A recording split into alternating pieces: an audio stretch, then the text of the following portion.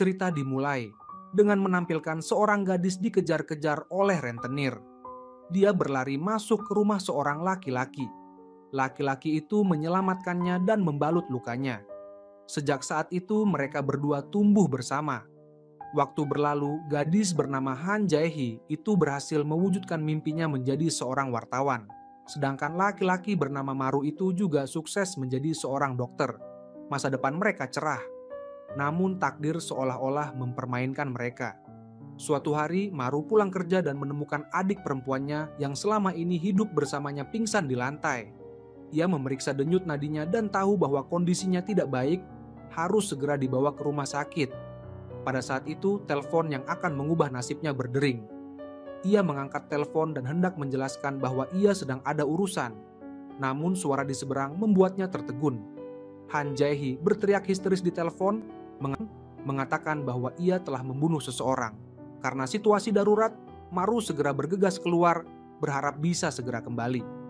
Namun ia tidak tahu, kepergiannya kali ini membuatnya tak pernah bisa kembali lagi. Sesampainya di tempat tujuan, saat ia membuka pintu, seorang pria sudah tergeletak di genangan darah. Ia dengan hati-hati memeriksa dan mengetahui bahwa pria itu sudah meninggal.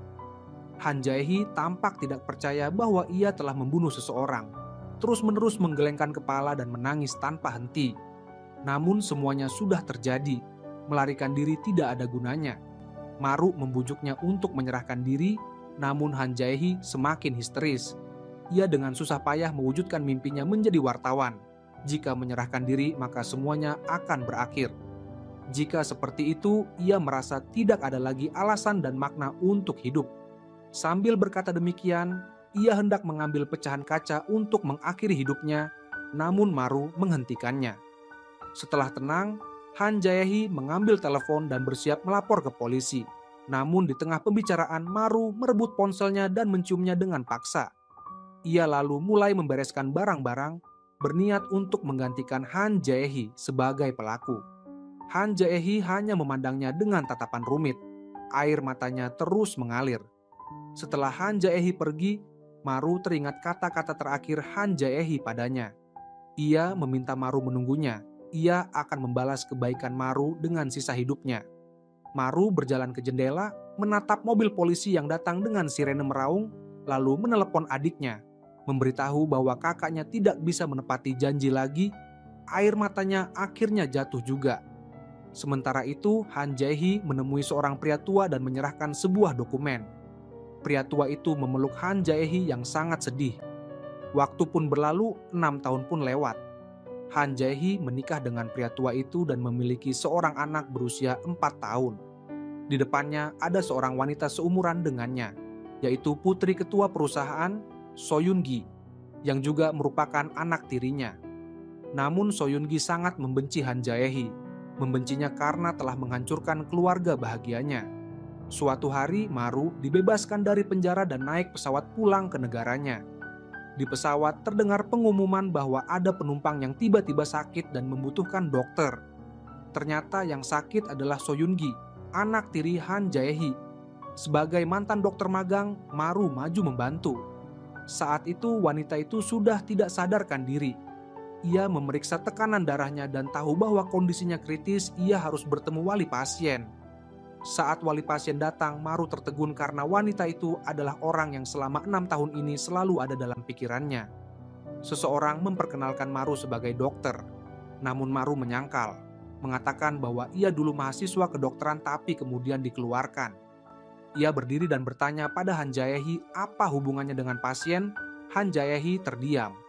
Maru berkata, "Karena aku bukan dokter jadi kau tidak percaya padaku?" Han Jae-hee dengan berat hati mengatakan bahwa itu adalah putrinya, putri dari suaminya. Kata-kata itu seperti petir di siang bolong. Namun saat itu menyelamatkan orang lebih penting. Ia menenangkan diri, mengambil suntikan dan menusukkannya ke dada wanita itu. Tiba-tiba wanita itu batuk darah. Han Jae-hee ketakutan dan meragukan kemampuan Maru, bahkan menariknya. Namun Maru melepaskan tangannya dan mengabaikannya. Wanita itu terus berusaha menghentikan Maru, mengatakan bahwa ia bukan dokter dan harus segera berhenti. Kata-kata "kau bukan dokter" sangat menusuk hati Maru. Ia hanya menatap mata Han Jae-hee, tidak bisa berkata apa-apa lalu melanjutkan pekerjaannya. Setelah darah beku di sudut keluar, napas wanita itu perlahan membaik. Tekanan darahnya juga stabil. Saat itu Maru sudah penuh keringat. Setelah menyelesaikan semuanya, ia langsung pergi. Han Jae-hee tiba-tiba berdiri, ingin memanggilnya tapi seolah-olah tenggorokannya tersumbat. Tak bisa berkata apa-apa. Setelah turun dari pesawat, sahabat Maru menegurnya. Dulu aku sudah bilang padamu dia menikah dengan ketua grup Taesan. Kau tidak percaya malah memukulku. Sekarang kau percaya, kan? Mendengar itu, Maru akhirnya tak bisa menahan diri. Ia berjalan sendirian di jalanan yang ramai, marah, tidak rela, membenci dirinya sendiri yang tidak berdaya. Ia bertanya pada dirinya sendiri, apakah semua ini layak? Ia seolah melihat kenangan indah bersama wanita itu. Dalam hati ia berkata pada dirinya sendiri, mulai sekarang semuanya sudah berakhir. Namun ia tidak pernah menyangka, wanita itu sekali lagi akan mendorongnya ke jurang. Hari itu Han Jae-hee diam-diam membeli buah dan hadiah, datang ke rumah Maru. Yang terpenting ia membawa cek 1 miliar. Ia berharap bisa menebus Maru dengan uang. Namun di rumah hanya ada sahabat Maru. Sahabatnya menceritakan kisah Maru. Ayah Maru meninggal saat ia masih kecil, meninggalkan banyak hutang. Ia tumbuh besar hanya bersama adiknya, yang kesehatannya selalu buruk. Setiap kali adiknya pingsan, harus menghabiskan ratusan juta bahkan miliaran untuk biaya rumah sakit. Hidup mereka sangat sulit. Saat akhirnya ia diterima di fakultas kedokteran dan menjadi dokter, ia malah menjadi pembunuh. Dulu, demi mengobati adiknya, ia bahkan rela menjual organ tubuhnya. Orang yang membuatnya bertahan hidup adalah Han Jae-hee dan adiknya. Sekarang hanya tersisa adiknya. Han Jae-hee hanya diam mendengarkan, karena semua ini belum pernah diceritakan Maru padanya. Saat itu, Maru sedang di rumah sakit. Adiknya marah besar padanya, membenci kakaknya yang meninggalkannya hari itu. Jika bukan karena tetangga yang membawanya ke rumah sakit, mungkin ia sudah mati. Maru hanya diam, tak bisa berkata apa-apa. Tiba-tiba mata adiknya memerah, meski ia membenci. Tapi bukan benar-benar membenci, karena bagaimanapun juga kakaknya adalah satu-satunya keluarga yang ia punya. Ia berbalik dan berkata, "Kak, gendong aku pulang." Maru pun menggendong adiknya pulang, sementara wanita itu sudah pergi, hanya meninggalkan cek 1 miliar. Tubuh Maru gemetar, merasa itu adalah penghinaan. Lalu ia membawa uang itu keluar untuk mengejar wanita itu, tapi wanita itu sudah tidak ada. Han Jae-hee baru saja pulang ke rumah. So Yun-gi sudah menunggunya. Begitu bertemu, So Yun-gi langsung bertanya, mengapa ia memberikan cek 1 miliar pada dokter yang menyelamatkannya di pesawat. Han Jae-hee ingin mengelak, tapi So Yun-gi punya foto Han Jae-hee pergi ke rumah Maru. Bukti yang tak terbantahkan. Dihadapkan pada tekanan So Yun-gi, Han Jae-hee tanpa ragu mengatakan bahwa ia diancam. Pria itu tahu tentang kasus So Yun-gi yang pernah ditahan di Amerika 7 tahun lalu karena menyimpan narkoba. Jika para pemegang saham perusahaan tahu, maka status So Yun-gi sebagai pewaris akan hilang. Ia terang-terangan mengancam So Yun-gi, hanya saja menggunakan Maru sebagai kedok. Tapi So Yun-gi jelas tidak akan tinggal diam. Keesokan harinya, So Yun-gi memberitahu Han Jae-hee bahwa ia telah melaporkan pria yang mengancam Han Jae-hee dan menerima cek 1 miliar itu ke polisi, dan Han Jae-hee harus datang ke kantor polisi untuk konfrontasi. Sementara itu, Maru baru pulang ke rumah. Adiknya langsung menyambut dengan cemas. Di belakangnya sudah ada 2 polisi yang menunggu lama. Mereka memberitahu Maru bahwa ada yang menuduhnya melakukan pemerasan dan ancaman, lalu hendak membawanya pergi. Saat ia bertanya siapa yang menuduhnya, polisi menjawab Han Jae-hee. Saat itu tatapan Maru menjadi dingin penuh kebencian. Adiknya menangis mengejar. Maru menatap adiknya dengan penuh kasih sayang, takut adiknya akan semakin sakit jika kehujanan. Tapi adiknya keras kepala, tidak mau pulang, takut kakaknya akan pergi dan tak kembali seperti sebelumnya. Setelah pertengkaran, Maru tiba di kantor polisi. Ia duduk di hadapan Han Jae-hee. Polisi meminta mereka mulai konfrontasi. Pertama, polisi bertanya pada Han Jae-hee, apakah terdakwa melakukan hal yang membahayakan keluarganya, mengancam dan memeras 1 miliar darinya. Maru menatapnya. Han Jae-hee juga menatapnya. Tak ada yang bicara. Polisi terus mendesak, tapi Han Jae-hee tidak bisa mengatakan yang sebenarnya, apalagi membiarkan ketua tahu hubungannya dengan Maru. Karena tekanan, akhirnya ia mengakui pernyataan polisi tadi. Matanya memerah. Mendengar jawaban itu, Maru hanya menatapnya, tidak mengakui maupun menyangkal. Saat itu tatapannya sangat dingin. Perasaan terakhirnya pada Han Jae-hee pun lenyap. Orang yang dulu ingin ia lindungi mati-matian, kini justru mendorongnya ke jurang. Pulang ke rumah, Han Jae-hee menerima surat berisi cek 1 miliar yang ia berikan pada Maru. Ternyata pagi itu Maru sudah mengembalikan uangnya. So Yun-gi ingin menaikkan gaji karyawan perusahaan, tapi ditentang ayahnya. Bahkan ingin membatalkan statusnya sebagai pewaris. Ia tahu semua ini gara-gara wanita itu. Dulu ibunya diusir oleh Han Jae-hee dan kebencian di hatinya membuatnya memilih untuk tetap tinggal. Ia ingin mengusir orang yang tidak seharusnya ada di sini. Semua penderitaan itu ia simpan dalam hati. Hanya bisa merasakannya sendiri di malam hari. Karena tidak ada bukti. Setelah semalam ditahan, Maru dibebaskan tanpa dakwaan. Saat pulang ke rumah, ia tidak menemukan adiknya. Tetangga memberitahu, adiknya demam karena kehujanan kemarin dan sudah dibawa ke rumah sakit. Saat ia tiba di rumah sakit melihat adiknya terbaring di ranjang, ia sangat sedih. Demi wanita itu, ia sudah berkorban banyak, tapi malah terus-menerus menyakiti adiknya. Kebencian besar meledak di hatinya. Ia mengendarai sepeda gunung, menambah kecepatan, melampiaskan amarahnya. Ia bertemu dengan So Yun-gi yang juga sedang melampiaskan emosinya. Mereka saling kejar-kejaran, tiba-tiba rem So Yun-gi blong dan ia terjatuh ke jurang. Untung Maru berhasil menyelamatkannya, tapi So Yun-gi ingin turun lagi untuk mengambil motor, karena boneka pemberian ibunya masih di sana. Bagi So Yun-gi, boneka itu adalah segalanya. Melihat So Yun-gi begitu histeris, Maru memutuskan untuk membantunya. Namun saat berhasil mengambil boneka, tiba-tiba tali putus dan Maru jatuh ke jurang. Untung ia tersangkut di ranting pohon, sehingga nyawanya selamat meski tulang rusuknya patah. So Yun-gi yang biasanya sombong, bukannya berterima kasih pada penyelamatnya, malah berkata dengan cuek, melakukan hal berbahaya untuk orang yang tidak dikenal, kau benar-benar gila. Atau kau punya maksud tertentu padaku? Tapi Maru tidak mau menuruti sikapnya, malah balik bertanya, apakah orang tuamu mengajarkanmu seperti itu? Kalau berterima kasih, ucapkan terima kasih. Kalau merasa bersalah, ucapkan maaf. Orang tuaku meski tidak berpendidikan, setidaknya mengajarkan hal itu. Dan kau tidak perlu berterima kasih padaku. Aku juga tidak punya maksud apa-apa padamu. Aku rasa kita tidak akan bertemu lagi. Lalu ia mengusir So Yun-gi. So Yun-gi sangat marah, karena selain ayahnya, tidak ada yang berani bicara seperti itu padanya. Ia berjalan terpincang-pincang keluar dari ruang perawatan, tidak mengerti mengapa Maru mau melakukan hal berbahaya untuknya. Han Jae-hee bermain dengan anaknya di taman hiburan. Ia mendengar pertengkaran antara ketua dan So Yun-gi kemarin, bahwa ketua ingin membatalkan status So Yun-gi sebagai pewaris, dan mereka ibu anak juga bisa ikut bersaing. Ia memeluk anaknya dengan penuh semangat, jelas ia sangat peduli. Dari kejauhan, seorang pria memperhatikannya diam-diam. Dia adalah kepala bagian hukum perusahaan, An Young-min.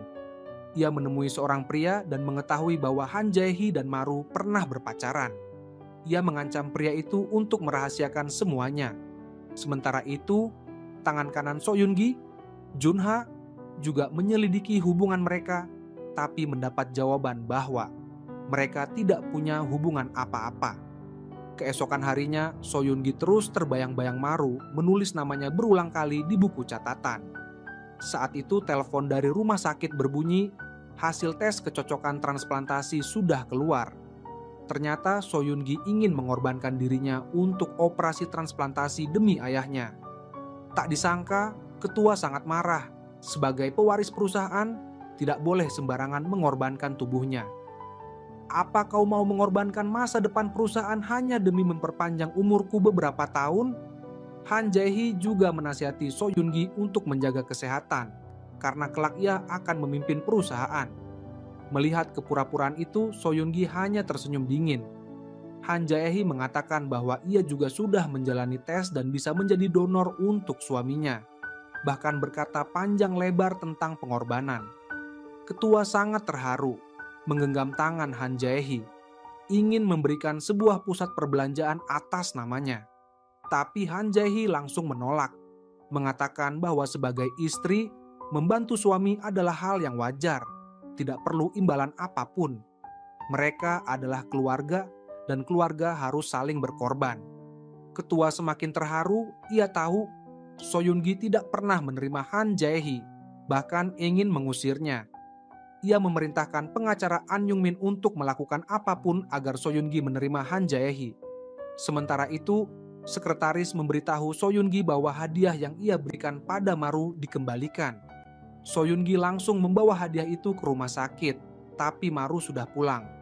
Maru sudah kembali ke rumah. Adiknya mengirim pesan bahwa ia pergi mencari ibu kandungnya, karena mereka adalah saudara tiri, dan meminta Maru untuk tidak khawatir dan menjaga diri. So Yun-gi juga datang ke rumah Maru, langsung bersikap sombong. "Aku tidak tahu di Seoul ada tempat seperti ini.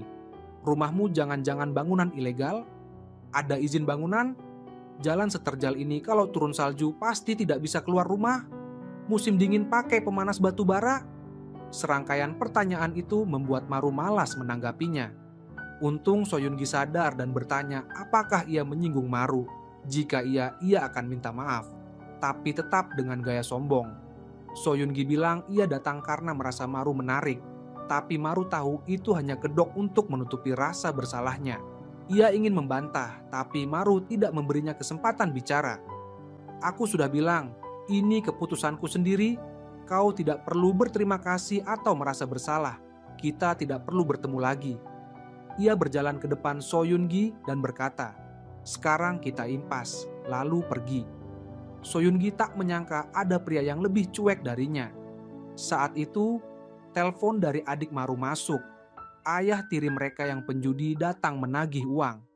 Mendengar adiknya dalam bahaya, Maru langsung ingin pergi. So Yun-gi juga ikut naik mobil, merasa Maru terlalu kasar padanya. Tapi Maru tidak punya waktu untuk berdebat, memerintahkan So Yun-gi turun, mengatakan ia harus pergi jauh. Tapi So Yun-gi tidak mau turun. Maru sangat cemas, mengemudi dengan kecepatan tinggi, menyalip kendaraan lain. So Yun-gi mengira Maru sengaja menakutinya, jadi ia pura-pura tenang. Maru berkata, "Sekarang kau masih sempat turun." Tak lama, So Yun-gi sadar ada yang tidak beres. Maru membawanya ke jalan tol. Tapi So Yun-gi yang keras kepala tidak mau mengalah. Di perjalanan, ia memberikan hadiah lagi pada Maru. Bertanya, kenapa tidak mau menerimanya? Apa Maru ingin uang? Maru tiba-tiba punya rencana balas dendam pada Han Jae-hee. Berkata pada So Yun-gi, "Aku tiba-tiba tertarik padamu." So Yun-gi merasa Maru bukan patah tulang rusuk, tapi kepalanya. Ia ingin turun, tapi Maru tidak peduli. Sampai di tempat tujuan, Maru berkata, "Jalan 10 menit ke depan ada halte bus. Semoga kita tidak bertemu lagi. Kalau terpaksa bertemu, aku tidak akan sebaik ini." Di sisi lain, seorang pria menendang lapak istrinya lalu memukulinya. Jelas bukan pertama kali ia melakukan kekerasan. Maru tidak tahan, ia menghajar pria itu. Wanita itu malah memukul Maru dengan sapu di bagian lukanya. Ia terjatuh. Untung adiknya datang tepat waktu dan menahan ibunya. Setelah itu, ibu dan anaknya datang ke Maru, meminta Maru membawa adiknya pergi. Maru tidak percaya. Melihat wajah adiknya penuh luka, ia ingin membawanya pulang, tapi adiknya menolak, takut membebani kakaknya. Kakaknya sudah merawatnya selama 20 tahun, sudah terlalu banyak menderita. Kata-kata ibunya sangat menyakitkan. Jika harus memilih antara suami dan anak, ia memilih suami. Karena sejak anaknya datang, suaminya jadi lebih kasar. Belum selesai bicara, Maru meminta adiknya mengemasi barang, mengatakan ibunya tidak pantas disebut ibu. So Yun-gi memandang Maru dengan perasaan campur aduk. Tiba-tiba ia bisa merasakan penderitaan Maru. Mereka bertiga pergi bersama, adiknya tak bisa menahan tangis, menangis diam-diam di belakang. Han Jae-hee membawa sebotol anggur menemui pengacara An Yung-min, meminta agar ia merahasiakan hubungan masa lalunya dengan Maru. Han Jae-hee menceritakan rahasia terdalamnya.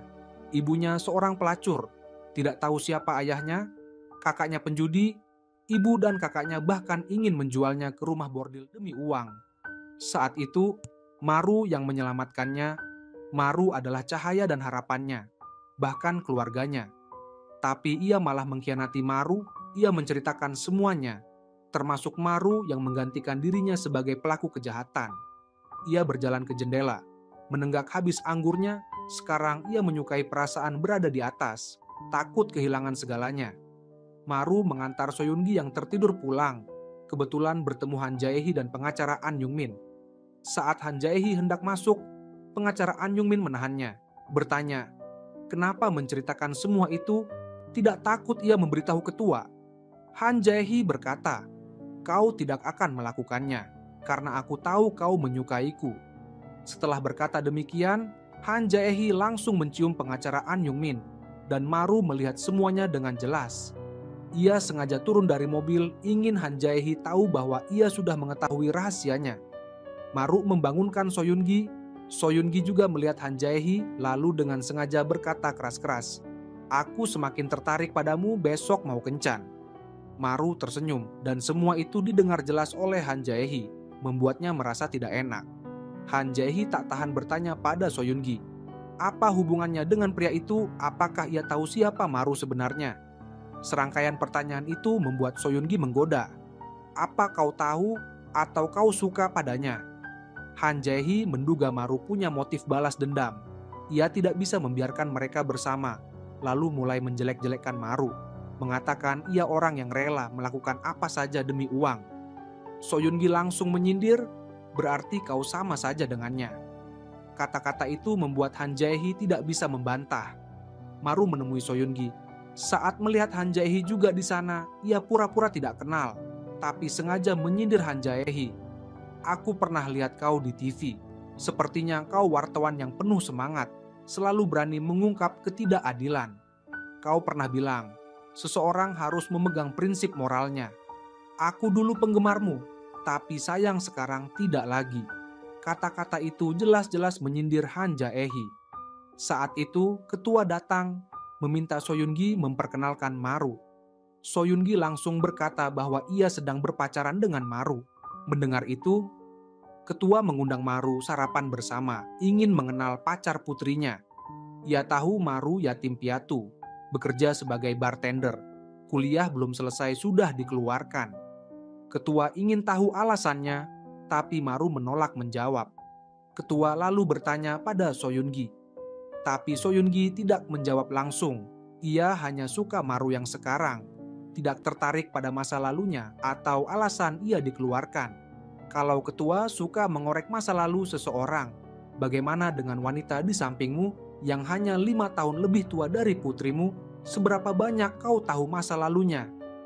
Ketua marah, langsung membatalkan status Soyungi sebagai pewaris, lalu meminta Han Jae-hee memberikan uang pada Maru dan menyuruhnya pergi. Setelah itu ia pergi. Soyungi tidak terima, mengejar ayahnya. Tinggallah Han Jae-hee dan Maru di ruangan. Maru berkata, sekarang kita mau negosiasi, kau mau bayar berapa agar aku pergi? Han Jae-hee bertanya, apa yang sebenarnya diinginkan Maru? Ia bisa memberikan uang, 1 miliar, 2 miliar, bahkan lebih. Tapi tujuan Maru bukan uang. Ia ingin membawa wanita itu kembali ke dunia yang seharusnya, karena dunia mewah dan indah ini bukan miliknya. Ia meminta Han Jae-hee menyiapkan barang-barangnya sebelum ia menjemputnya pulang. Han Jae-hee panik. Ia tidak mau kembali ke perkampungan miskin yang penuh penderitaan. Jika ini mimpi, ia berharap tidak pernah bangun. Maru dengan tegas berkata, kau bahkan tidak pantas tinggal di perkampungan miskin, lalu pergi. Ia melihat Soyungi menunggunya di luar, lalu bertanya, apakah kau rela melepaskan hak waris demi cinta? Soyungi tidak menjawab, hanya mengulurkan tangan. Maru tahu ia memilih cinta, tapi Maru tidak menggenggam tangannya. Ia ingin ciuman perpisahan, tapi berkata tempat ini tidak cocok. Jika Soyungi sudah menemukan tempat yang cocok, teleponlah. Ia pasti akan datang. Lalu ia menggenggam tangan Soyungi, berkata sebelum itu, jaga diri baik-baik. Keesokan harinya, Soyungi tetap menerima kabar pencopotan jabatannya. Ia tidak percaya, padahal sudah melakukan sesuai keinginan ayahnya. Ia tidak setuju, memerintahkan sekretaris menyebarkan bahwa ia akan tetap hadir di rapat dewan hari ini.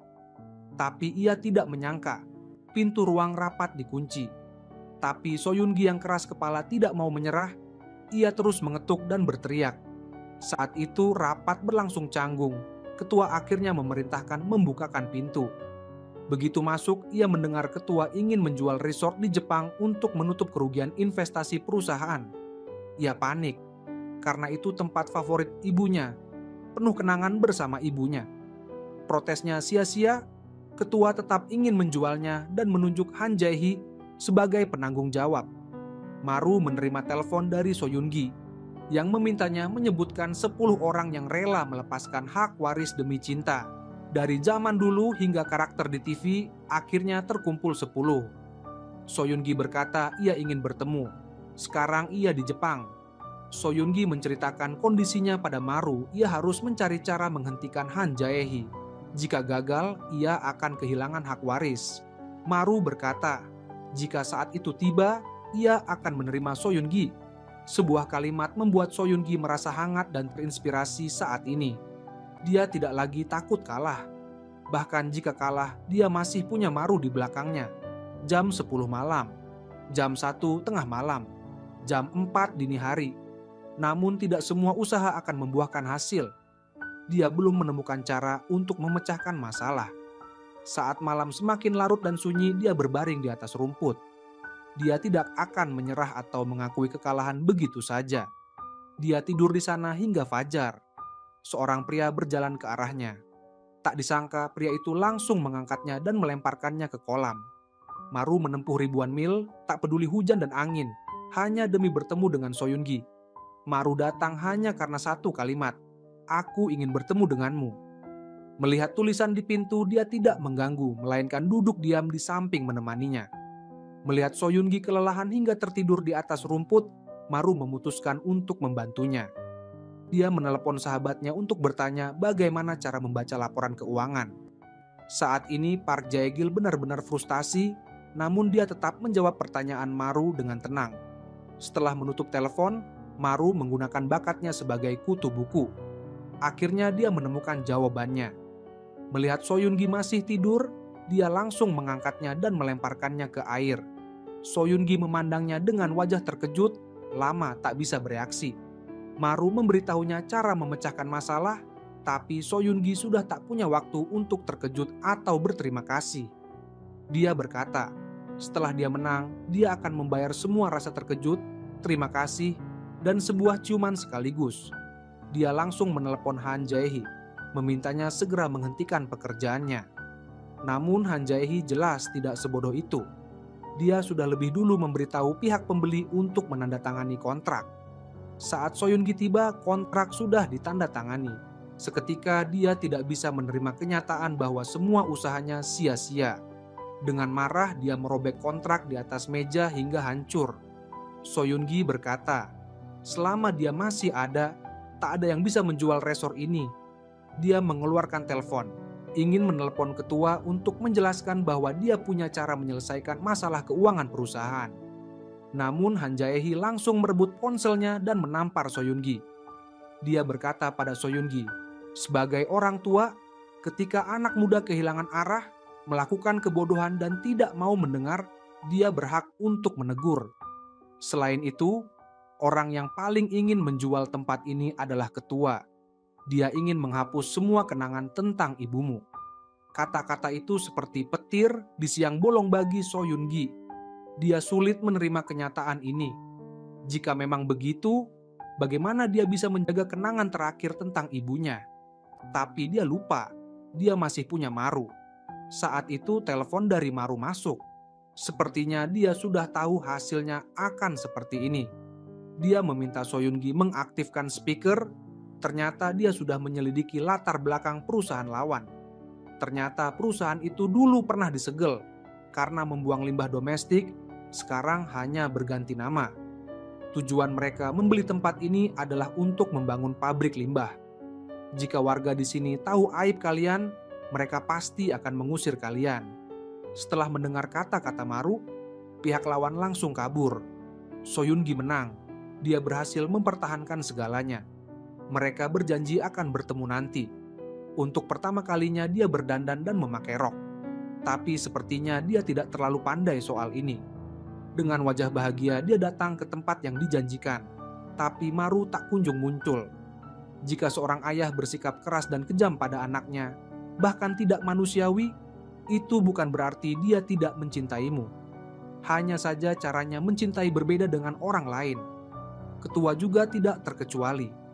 Dia mengerti perasaan Junha terhadap Soyun-gi. Ketua sengaja ingin menitipkan Soyun-gi padanya. Dia memerintahkan Junha, jika semua orang mengkhianati Soyun-gi, semua orang menjadi musuhnya, kamu pun tidak boleh meninggalkannya. Aku berharap kamu bisa tetap di sisinya, menemaninya, melindunginya. Junha langsung setuju tanpa ragu. Saat keluar dari rumah ketua, Bibi memanggilnya. Ternyata dia menjatuhkan sebuah foto. Junha ternyata selama ini menyelidiki hubungan Maru dan Han Jae-hee. Saat hendak pergi, dia bertanya pada Bibi apakah mengenal orang ini. Tak disangka, Maru yang hari itu datang mengembalikan cek dilihat olehnya. Dan amplop itu diberikan pada Han Jae-hee. Seketika dia sadar, pria ini pasti mengenal Han Jae-hee. Dia memeriksa rekaman CCTV hari itu. Tapi yang tak dia duga, dia melihat adegan Han Jae-hee dan pengacara An Jung-min berciuman. Saat Maru sedang berjemur, dia menerima telepon dari Han Jae-hee. Han Jae-hee ingin bicara dengannya. Maru menolak, tapi akhirnya luluh karena satu kalimat. Aku ingin bertemu denganmu. Dia setuju, tapi hanya memberi waktu 10 menit, Maru datang. Dia memberi isyarat agar Han Jae-hee cepat bicara. Waktu dihitung mulai sekarang. Han Jae-hee mengajak Maru pergi bersamanya, bersama-sama ke ujung lautan. Itu adalah janji mereka dulu. Dia menceritakan banyak kenangan masa lalu, juga janji yang pernah mereka buat. Saat itu dia lembut, baik hati, penuh perasaan. Tapi Maru sama sekali tidak tergerak. 10 menit berlalu, dia langsung berbalik pergi, tak peduli teriakan Kajima. Tunggu sebentar dari belakang. Tiba-tiba terdengar suara pelung. Suara orang melompat ke air. Maru panik. Sebenci apapun, dia tetap mencintai. Tanpa ragu dia melompat ke air. Di bawah air dia mencari kemana-mana. Akhirnya dia berhasil menyelamatkan Han Jae-hee dan membawanya ke rumah sakit. Saat hendak pergi, Han Jae-hee memanggilnya. Dia ingin memastikan apakah Maru masih mencintainya. Dengan wajah polos, dia ingin kembali bersama Maru. Tapi pengakuan cinta Han Jae-hee membuat Maru sangat muak. Setelah keluar, baru dia ingat ada orang yang sedang menunggunya. Dia berlari sekuat tenaga kembali. Dia menemukan Soyun-gi. Soyun-gi sudah menunggunya seharian. Saat itu kata-kata sudah tak bisa mengungkapkan perasaannya. Hanya sebuah ciuman yang bisa melepaskan rasa haru di hatinya. Tak lama kemudian, Soyun-gi diusir ayahnya dari rumah. Tapi dia sama sekali tidak terkejut. Dia meminta Bibi memasakkan sarapan untuknya. Bagaimanapun, setelah kenyang baru ada tenaga untuk mengangkut barang. Tapi ketua membentaknya, memintanya menyerahkan kartu kredit dan kunci mobil pada Junha, lalu segera pergi. Sikap ketua yang tidak manusiawi membuatnya sangat sedih. Bukan karena diusir, tapi karena dia sudah berjuang mati-matian mempertahankan resor, menjaga satu-satunya kenangan terakhir dari ibunya untuk mereka berdua. Tapi pria ini bahkan tidak mengucapkan terima kasih, bahkan bertanya pun tidak. Itu sebabnya dia sedih. Sementara ketua marah karena putrinya berbuat salah, tidak mengaku salah, tidak minta maaf, dan tidak meminta maaf padanya. Bahkan tidak sadar di mana letak kesalahannya. Tapi Soyun-gi tidak akan pernah minta maaf. Dia merasa ini adalah keputusan paling benar dalam hidupnya. Soyun-gi tidak membawa barang-barangnya karena dia tidak ingin membawa barang yang dibeli dengan uang ayahnya. Kalau bukan karena tidak ingin keluar rumah tanpa busana, dia bahkan akan melepas pakaiannya. Saat Soyun-gi berbalik pergi, mata ketua memerah. Meski tahu ini akan membuat putrinya membencinya, tapi demi membuatnya cepat dewasa, demi mewarisi bisnis keluarga dengan lebih baik, dia harus menjadi orang jahat. Soyungi yang tak punya apa-apa datang ke rumah Maru. Saat itu Maru sedang bersama Han Jae-hee. Maru adalah bartender di sini, dan Han Jae-hee menyewa seluruh bar. Hanya ada mereka berdua. Dia meminta Maru meninggalkan Soyungi dan berkata ingin kembali ke sisi Maru. Selama bertahun-tahun dia selalu mencintai Maru. Saat itu telepon berdering, Park Jae-gil membawa Soyungi datang mencarinya. Maru langsung menelepon Soyungi di depan Han Jae-hee. Dia mengucapkan kata-kata cinta yang manis pada Soyungi. Matanya terus menatap Han Jae-hee. Maru sedang menantangnya. Han Jae-hee mulai tidak tenang. Dia menarik Maru agar tidak memanfaatkan Soyungi lagi. Maru berkata, "Apa aku tidak bisa tulus? Aku juga pria biasa. Dia kaya, muda, dan cantik. Menurutmu perasaanku padanya hanya pura-pura?" Maru menyuruhnya segera pergi, nanti Soyungi datang kamu akan malu.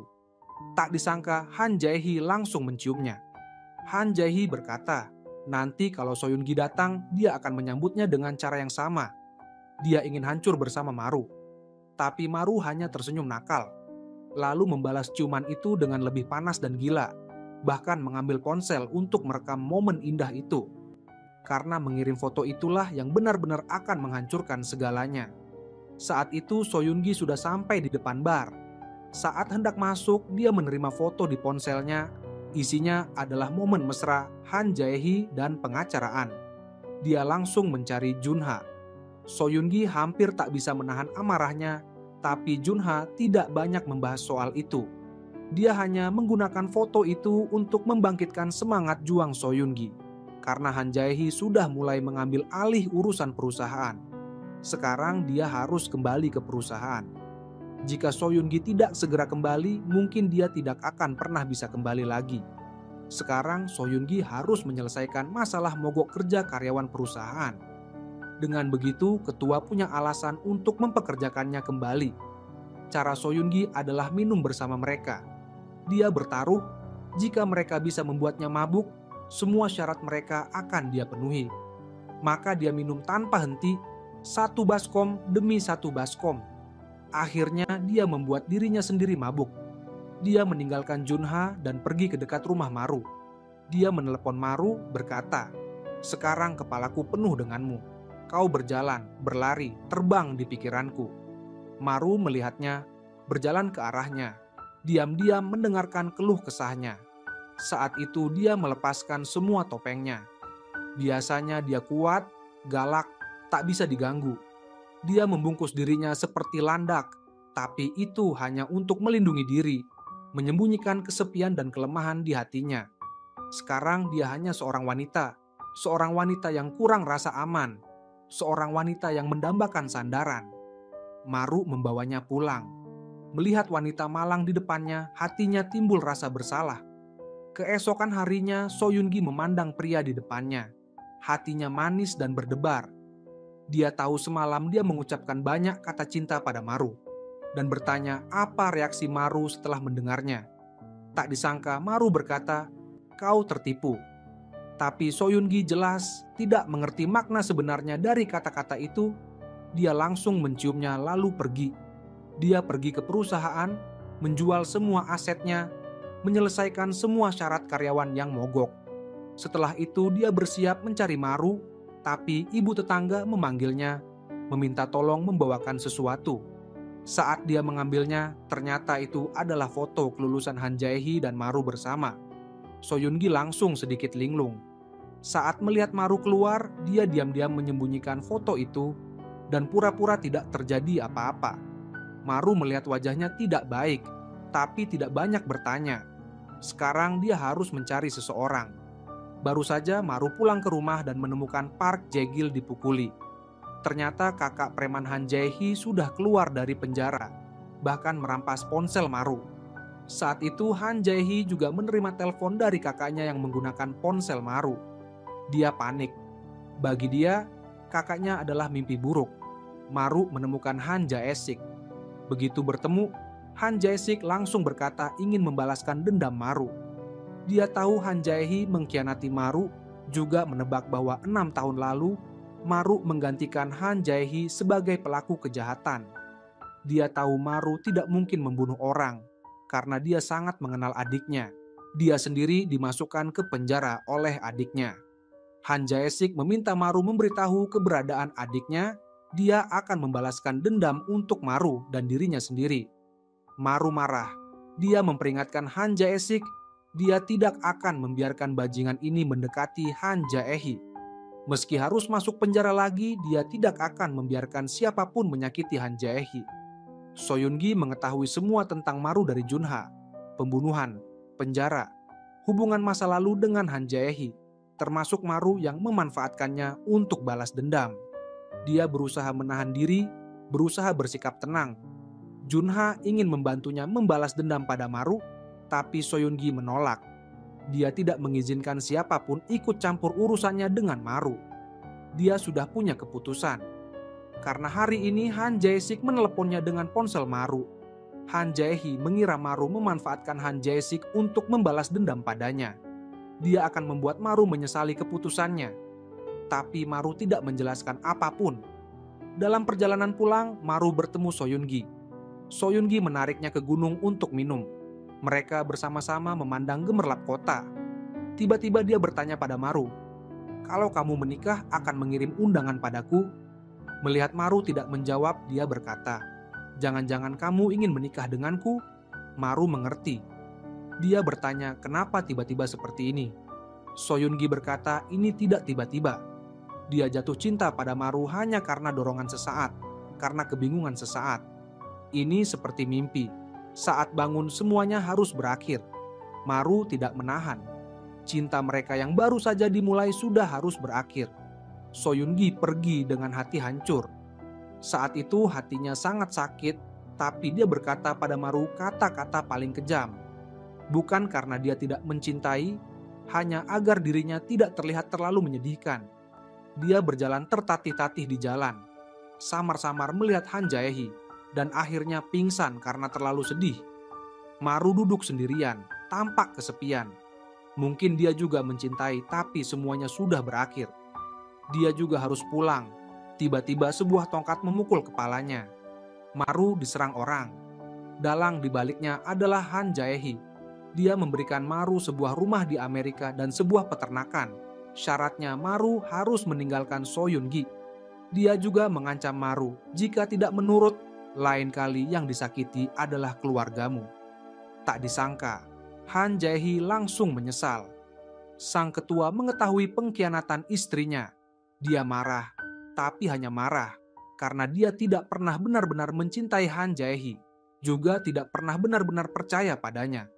Karena dia selalu percaya kata-kata wanita hanya bisa dipercaya sebagian.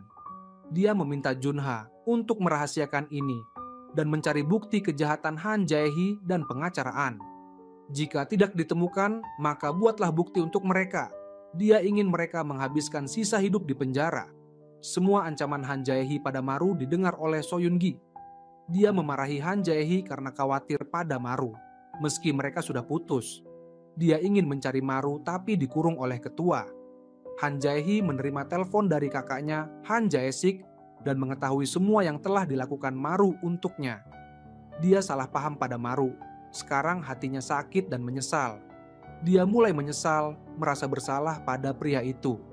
Dia memasakkan makanan enak untuk Maru, memakai lipstik cantik, dan ingin mencari Maru, ingin merebut kembali hati Maru. So Yun-gi memandang boneka di tangannya. Teringat pertemuan pertama mereka. Pertama kali ada orang yang berdiri di belakangnya. Pertama kali berciuman dengannya. Dia mengenang semua tentang dirinya dan Maru. Saat itu dia membuat keputusan So Yun-gi tidak bisa hidup tanpa Maru. Meski dimanfaatkan, dia tidak peduli. Meski dikurung, meski hujan deras di luar, dia harus menemukan Maru. Cinta memang bisa membuat orang gila. Dia mengetuk pintu kamar dengan keras, memanggil Maru dengan suara lantang, sangat ingin bertemu dengannya.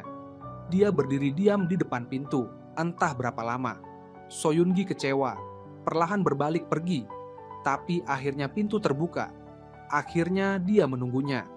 air matanya tak bisa dibendung lagi. Dia memberitahu Maru, ciuman di resor itu adalah ciuman pertamanya, juga pengakuan cinta pertama yang dia dengar selama 29 tahun hidupnya. Maru tersentuh. Dia perlahan berjalan ke arah Soyungi lalu memeluknya. Han Jae-hee juga datang, berdiri di belakang Soyungi melihat mereka. Maru juga melihatnya, lalu memeluk Soyungi lebih erat. Saat itu dia merasa kecewa, tapi tetap meninggalkan bekal makanan. Mungkin dia masih punya sedikit harapan terakhir padanya. Pulang ke rumah, Maru diam-diam membalut luka Soyungi. Dia tak bisa membayangkan betapa gilanya wanita ini. Dia sedih melihat lukanya, bertanya apakah dia sudah makan. Bertanya apakah sakit. Dia bilang akan keluar membeli makanan. Sebenarnya dia juga sangat sakit dan belum makan. Hanya saja mereka tidak ingin saling membuat khawatir. Di luar, Maru melihat barang yang ditinggalkan Han Jae-hee, tapi dia tidak mengambilnya dan langsung pergi. Mungkin perasaan terakhirnya pada Han Jae-hee juga ikut pergi. Pulang ke rumah, Soyungi sudah tidur di lantai. Dia dengan perhatian menyelimuti Soyungi, lalu tanpa sengaja melihat sebuah foto dengan pesan dari Soyungi. Soyungi bilang dia tak sengaja melihatnya, berharap suatu hari bisa pergi berlibur bersama. Maru memandangi foto itu adalah tempat yang dulu dia dan Han Jae-hee janjikan akan pergi bersama. Tapi itu hanya masa lalu. Masa depannya ada di depan mata, inilah orang yang layak dia jaga seumur hidup. Keesokan harinya, Maru pagi-pagi sudah ke mall, membelikan Soyungi baju dan sepatu, karena hari ini mereka akan pergi berlibur. Telepon berbunyi, ternyata dari Han Jae-hee. Maru langsung mematikan telepon. Tapi Han Jae-hee terus-menerus menelepon Maru, tampak sangat cemas. Karena kemarin pengacara An Yung-min menemuinya. Ketua sudah tahu semua aib mereka, dan semua harta sudah diwariskan pada Soyungi. Mereka ibu anak tidak mendapat sepeser pun. Dia takut balas dendam ketua, juga tidak rela ditinggalkan begitu saja. Dia ingin berlutut memohon pada ketua, tapi dia tahu ketua bukan orang yang bisa dipengaruhi perasaan. Maka dia ingin Maru menyelamatkannya, ingin kembali ke sisi Maru. Dia memutuskan sekali lagi memanfaatkan sisa perasaan Maru padanya, memberitahu Maru bahwa kakaknya Han Jae-sik ingin membunuhnya, menangis memohon Maru membantunya sekali lagi. Maru menerima pesan suara, hanya melihat sekilas tanpa mendengarkan, lalu melanjutkan perjalanan pulang. Soyungi bangun, melihat baju yang sudah dicuci Maru untuknya, juga luka yang sudah dibalut Maru. Saat itu udara pun terasa manis. Maru akhirnya tak tahan mendengarkan pesan suara itu. Hatinya yang sudah mati kembali bergejolak. Meski tangannya sudah di pintu, dia berhenti, hatinya bergejolak. Saat Soyungi membuka pintu kamar, yang dia lihat hanya sepatu yang dibelikan Maru, tapi tidak ada Maru. Maru tetap belum bisa melewati rintangan di hatinya, belum bisa tega. Soyungi mengambil sepatu itu, di dalamnya ada pesan, "Mari kita pergi berlibur bersama." Dia mencoba sepatu itu, saat itu dia sangat bahagia. Tapi sebuah SMS membuatnya tertegun. Maru sekarang bersama Han Jae-hee di villa tepi danau. Pengirim SMS itu adalah Han Jae-hee.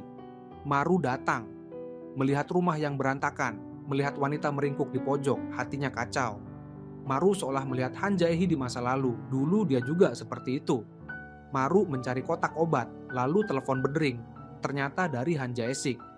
Han Jae-sik sama sekali tidak di Seoul. Bahkan semalam dikurung di kamar gelap. Maru langsung sadar dia tertipu, dimanfaatkan. Tapi dia tidak marah, sangat tenang. Dia sudah tahu hasilnya akan seperti ini. Tapi dia tetap dengan lembut membersihkan luka wanita itu. Mungkin ini kebaikan terakhirnya pada Han Jae-hee. Yang dia selamatkan hanyalah Han Jae-hee di masa lalu. Harus diakui, Han Jae-hee sangat mengenal dirinya. Bahkan lebih dari dirinya sendiri. Dia ingin menyangkal perasaannya pada Han Jae-hee, tapi Han Jae-hee seolah tinggal di lubuk hatinya. "Maru, tolong aku." Itu seperti mantra.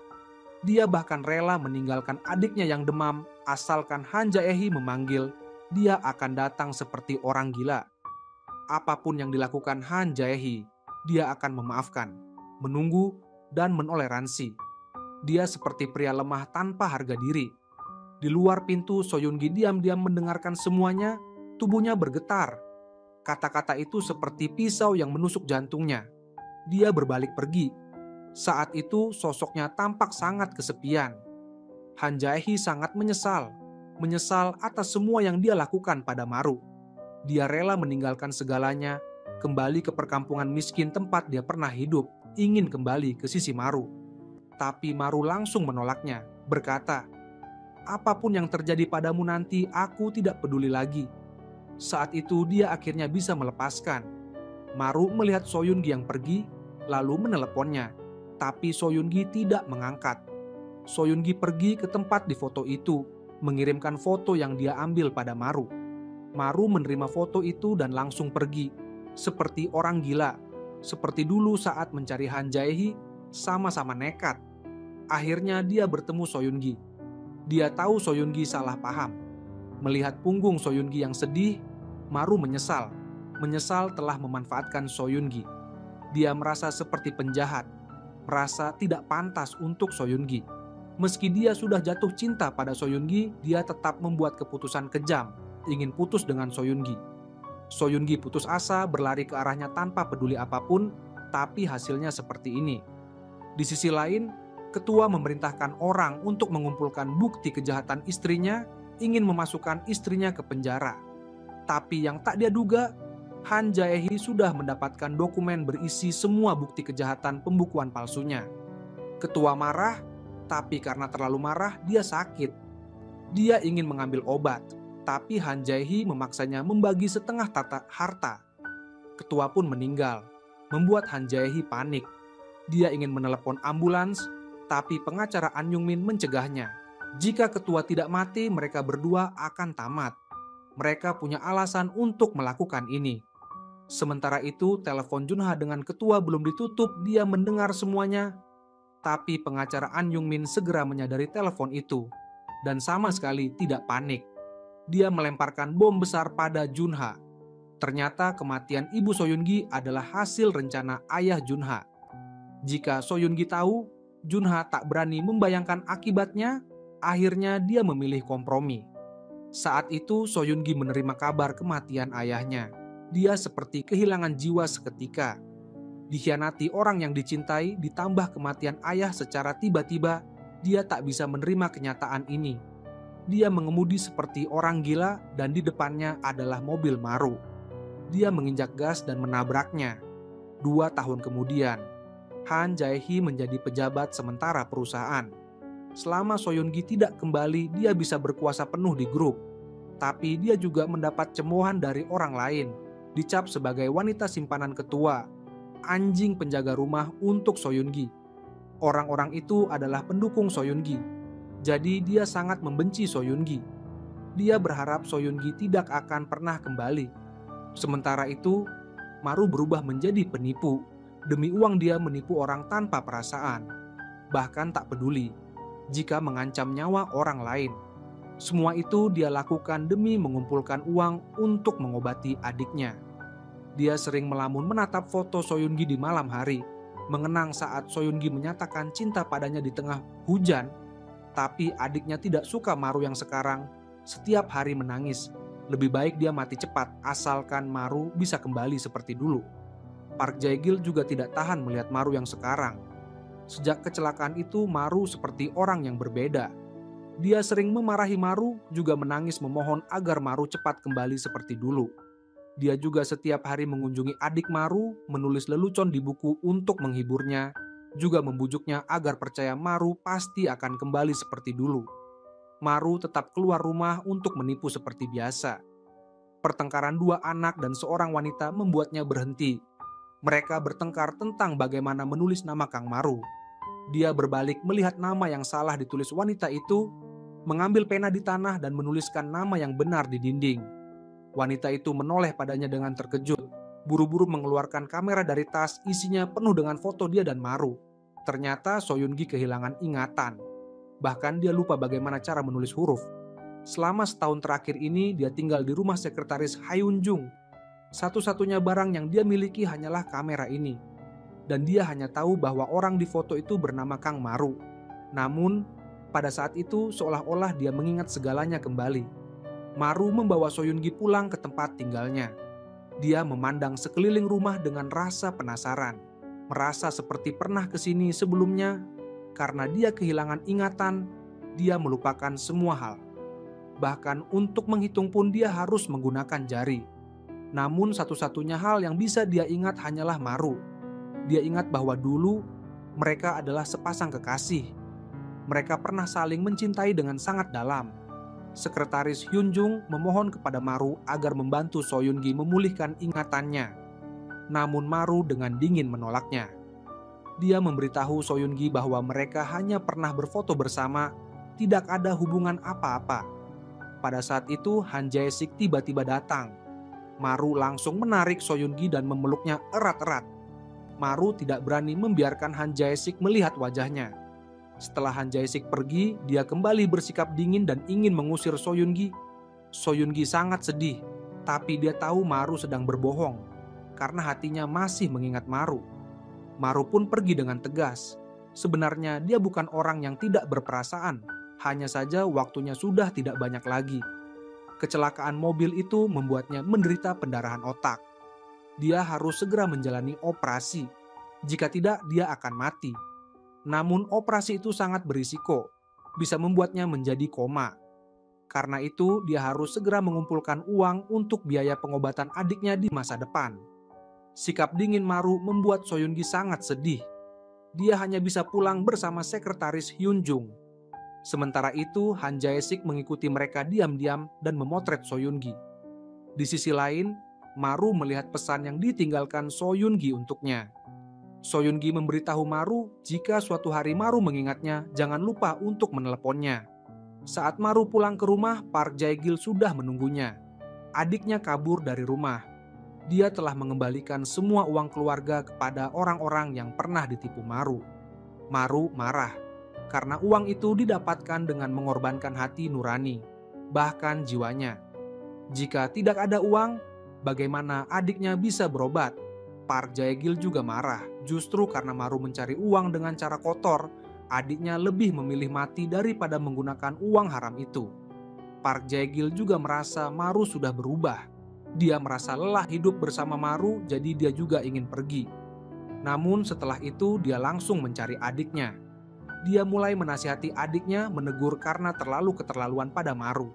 Harus tahu, Maru menjadi seperti ini demi adiknya. Meski semua orang mencaci dan membenci Maru, adiknya tidak boleh meninggalkannya. Maru melihat pesan yang ditinggalkan Soyun-gi.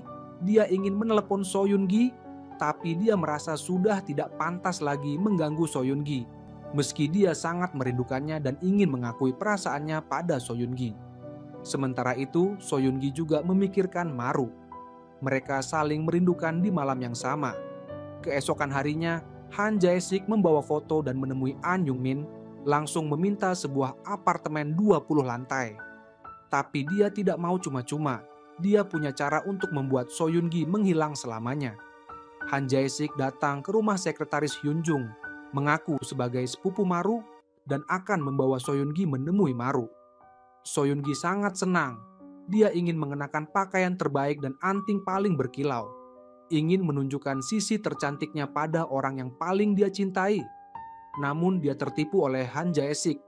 Setelah menyadari, sekretaris Hyunjung dengan cemas mencari Maru. Maru melihat catatan yang ditinggalkan Soyun-gi, langsung sadar Soyun-gi telah diculik. Orang yang kemarin bertemu Soyun-gi hanya Han Jae-sik. Sekretaris Hyunjung tiba-tiba teringat bahwa dia memasang aplikasi pelacak di ponsel Soyun-gi. Maru langsung merebut ponsel itu dan berlari keluar tanpa memikirkan keselamatan diri. Saat itu, dia benar-benar takut dan panik. Sementara itu, Han Jae-sik sangat senang mendengarkan musik dan bernyanyi, membayangkan apartemen 20 lantai miliknya. Maru berhasil mengejarnya, menambah kecepatan dan memepet mobil Han Jae-sik. Soyun-gi diculik, Maru mengejarnya mati-matian. Dia menghentikan mobil penculik dan mengendalikan penculik itu. Namun Soyun-gi malah datang menghalangi. Dia tidak tahu bahwa itu orang jahat. Maru langsung marah, memaki Soyun-gi bodoh. Otaknya tidak beres. Kata-kata itu membuat Soyun-gi terdiam. Dia hanya ingin bertemu Maru. Meski sekarang dia bodoh dan tolol, tapi dimaki seperti itu oleh orang yang dicintai, hatinya sangat sakit. Dia merasa Maru membencinya, tidak menyukainya, bahkan tidak mengingatnya. Dia meminta maaf pada Maru, berkata tidak akan mencari Maru lagi. Soyungi pun pergi.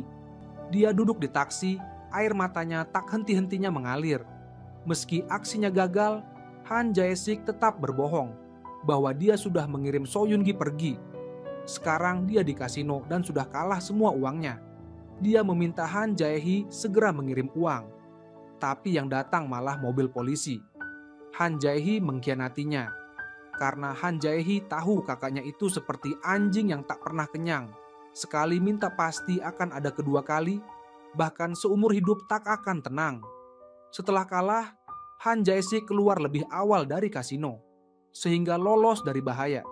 Dikhianati adiknya, dia sangat marah, lalu mencari Maru, berlutut meminta maaf dan mengatakan bahwa semua itu atas perintah Han Jae-hee.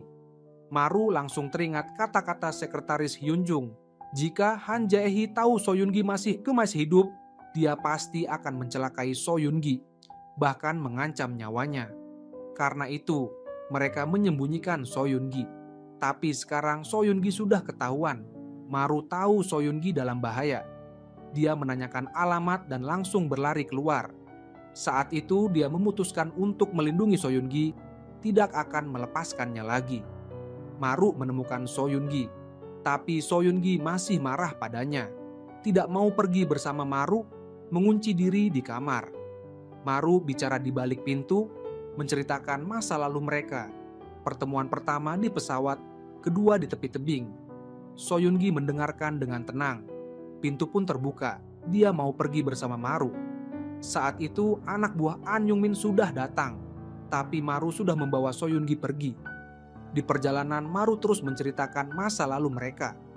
Dulu Soyungi adalah orang yang tidak sopan, tidak tahu berterima kasih, menyebalkan, sombong, dan angkuh. Tapi dia juga rela berlari tanpa alas kaki di tengah hujan demi bertemu Maru. Soyungi tidak percaya cerita Maru, menyuruh Maru terus mengarang, karena dia masih marah pada Maru. Maru pun memilih diam. Junha mengetahui Soyungi dibawa Maru, lalu menemui Maru. Dia tahu dulu Maru mendekati Soyungi dengan tujuan tertentu. Di matanya Maru bukan orang baik. Dia berharap Maru setelah membantu Soyungi merebut kembali segalanya, segera meninggalkan Soyungi. Dia akan memberikan kekayaan tak terbatas pada Maru. Jika tidak, dia akan memberitahu Soyungi bahwa Maru pernah memanfaatkannya dan seperti apa Maru sebenarnya. Junha benar-benar menekan Maru. Dia takut Soyungi akan melakukan hal gila jika tahu semuanya. Akhirnya Maru pun menyerah. Sementara itu Han Jae-hee datang ke rumah Maru.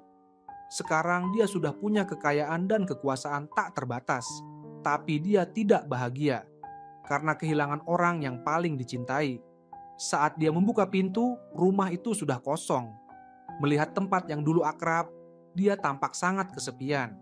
Maru membawa Soyungi pergi. Dia melihat Soyungi menggenggam tangannya erat-erat. Saat itu tatapannya sangat mantap. Dia pasti akan membantu Soyungi merebut kembali apa yang menjadi miliknya. Hari itu adalah hari Han Jae-hee dilantik sebagai ketua grup, langkah terakhir menuju kesuksesan. Namun Soyungi muncul, menjelaskan pada semua orang alasan dia menghilang. Dia mengalami kecelakaan dan selama ini dirawat di rumah sakit. Kecelakaan itu membuatnya menderita prosopagnosia, tidak bisa mengenali wajah. Karena tubuhnya belum pulih sepenuhnya, pekerjaannya harus diwakili seseorang, yaitu Maru, sekaligus tunangannya. Mendengar ini, Han Jae-hee panik, tidak percaya semua ini. Dulu Maru sangat menyakiti Soyungi. Dia tidak mengerti kenapa mereka bisa bersama, bahkan bertunangan. Itu karena Soyungi belum pulih ingatannya. Dia bahkan tidak tahu kenapa harus bersaing dengan Han Jae-hee untuk posisi ketua. Dia juga takut ketahuan bahwa dia kehilangan ingatan. Bahkan pidato di atas panggung hari ini sudah dihafalkan sebelumnya atas arahan Maru. Semua yang dia lakukan karena Maru yang memintanya. Melihat Soyungi yang tampak bahagia, Maru tahu waktunya sudah tidak banyak lagi. Dia bekerja keras, tapi penyakitnya semakin parah. Harus diakui, Maru sangat berbakat. Di rapat dewan, dia tidak hanya melawan Han Jae-hee, tapi juga berhasil menarik banyak simpati untuk So Yun-gi. Bahkan Junha pun kagum pada bakatnya. Pengacara An Yung Min menemukan sebuah buku catatan di rumah sekretaris Hyun Jung. Isinya tulisan anak-anak. Di halaman terakhir tertulis, "Aku akan menunggu sampai kau mengingatku." Ditandatangani Junha. Pengacara An Yung Min mengaitkan dengan prosopagnosia yang diderita So Yun-gi. Dia curiga So Yun-gi mungkin kehilangan ingatan. Dia mengajak So Yun-gi bicara berdua, menunjukkan buku catatan itu, bertanya kenapa So Yun-gi menggunakan buku anak-anak dan menulis banyak kesalahan. So Yun-gi berbohong, itu efek samping kecelakaan, tapi sekarang sudah sembuh.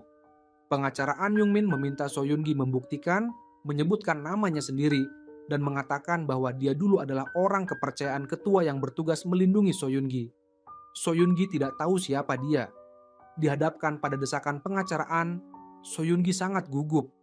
Tapi dia ingat Maru pernah menunjukkan foto orang ini. Jadi dia menulis di kertas, "Kau orang jahat," lalu pergi. Pulang ke rumah, adiknya bertanya apakah So Yun-gi pernah berlibur bersama Maru. So Yun-gi agak kecewa, dia tidak ingat. Adiknya menyemangati bisa meminta Maru mengajaknya berlibur. Saat berlibur, dua orang akan merasakan kegembiraan dan kebahagiaan. So Yun-gi menggeleng. Sementara Maru mendengarkan dari luar, dia juga penasaran. Ternyata So Yun-gi agak pemalu. Maru pun tersenyum. Keesokan harinya, So Yun-gi bangun dan terkejut Maru membawanya berlibur. Mereka sangat bahagia. Dalam perjalanan pulang, mereka saling menggenggam tangan erat-erat. Semuanya terasa indah. Namun cahaya lampu yang menyilaukan wajah So Yun-gi membuatnya teringat kecelakaan itu, tapi dia tidak bisa melihat wajah pelakunya. Maru muncul dan membuyarkan ingatannya.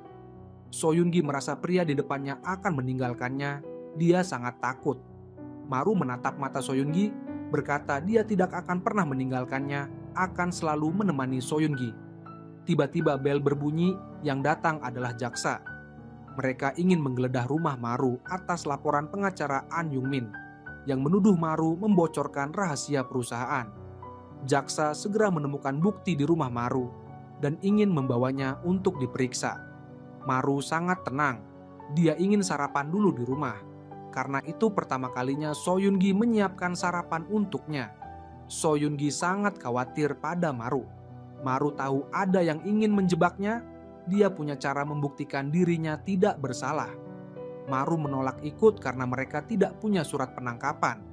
Maru langsung menemui Han Jae-hee, mengejek rencana Han Jae-hee terlalu kekanak-kanakan, seperti permainan anak kecil. Dia punya cara untuk menemukan dalang di balik fitnah ini. Han Jae-hee tertawa. Dia masih punya semua bukti penipuan Maru sebelumnya. Han Jae-hee mengancam Maru agar segera meninggalkan So Yun-gi. Jika tidak, hidup Maru akan habis di penjara. Maru sangat marah. Untung Junha membelanya. Junha punya rekaman mereka membunuh ketua. Dia tidak keberatan mempublikasikan rekaman itu. Juga tidak takut pengacara An Yung Min mengancamnya dengan kasus ayahnya. Meski So Yun-gi akan membencinya, karena mencintai seseorang tidak berarti harus memilikinya. Han Jae-hee takut Junha akan membongkar semuanya. Akhirnya dia menelepon untuk mencabut laporan terhadap Maru. Tak disangka, Maru malah meminta dirinya diperiksa karena dia tidak bersalah. Dia juga mengakui dulu pernah menipu. Dulu dia ingin mati, tapi tidak bisa karena masih punya adik. Dia merasa setelah berbuat jahat, Tuhan akan menghukumnya.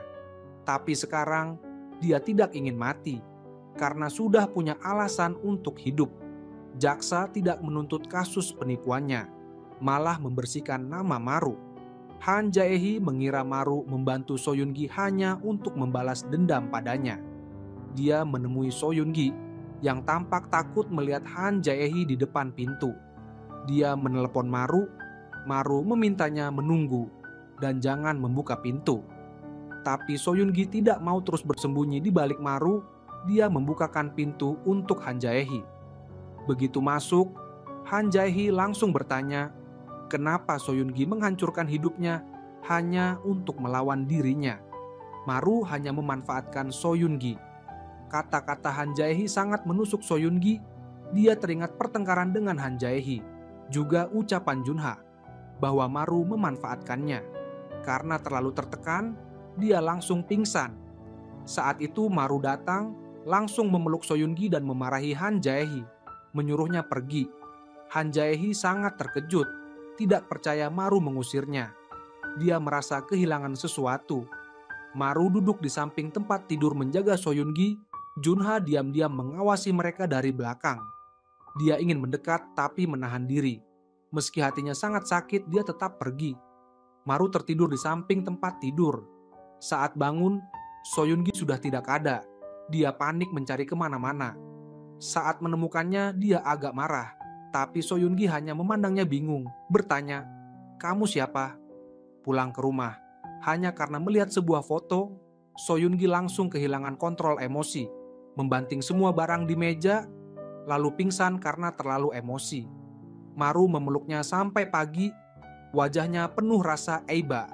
Saat itu Han Jae-hee datang, adik Maru menolaknya masuk, menganggapnya orang jahat dan pengkhianat. Han Jae-hee kecewa, dia mengakui pengkhianatannya, tapi sekarang dia menyesal. Dulu dia pikir setelah mendapatkan segalanya dia akan bahagia, tapi ternyata tidak, malah sangat kesepian. Han Jae-hee ingin merebut kembali Maru, karena ada hal yang baru disadari setelah kehilangan. Dia ingin Maru kembali ke sisinya, tanpa Maru dunia terasa membosankan. Setelah berkata demikian, dia pergi, ingin menjalankan sebuah rencana. Rencana yang bisa menghancurkan mereka semua. Pengacara An Yung Min sudah mendapatkan bukti Soyungi kehilangan ingatan. Selama bisa membuktikan itu di rapat dewan, dia bisa mendapatkan semua milik Soyungi sebagai wali, bahkan Maru. Melihat kondisi Soyungi sekarang, Maru sangat sedih. Dia membawakan jus untuk Soyungi, tapi ditumpahkan. Dia mengambil lagi, tetap ditumpahkan. Tapi Maru tidak marah, malah membawakan susu. Hasilnya tetap sama. Adik Maru marah, Park Jae-gi langsung menggendongnya keluar. Maru tetap membawakan susu untuk Soyungi. Kali ini Soyungi tidak sengaja melukai tangannya. Maru dengan telaten mengobatinya. Sebenarnya dia sangat senang Soyungi bisa marah, karena dia tahu Soyungi sedang sedih. Maru berharap Soyungi bisa meluapkan perasaannya, bahkan berharap Soyungi bisa menangis sepuasnya. Maru menebak Soyungi mungkin sudah mulai mengingat tentang dirinya. Dia berharap Soyungi bisa menghadapi kenangan itu, jangan terus menyiksa diri. Jika bisa, dia rela menanggung kemarahan Soyungi. Jika Soyungi benar-benar pulih ingatannya, dia berharap Soyungi tidak berbelas kasihan padanya, bahkan rela disiksa atau menghilang. Dia sekali lagi pergi mengambil susu. Saat kembali, Soyungi menangis terseduh-seduh. Dia meletakkan susu dan pergi. Tiba-tiba penyakit Maru kambuh lagi, dia mulai muntah. Kali ini lebih parah dari sebelumnya.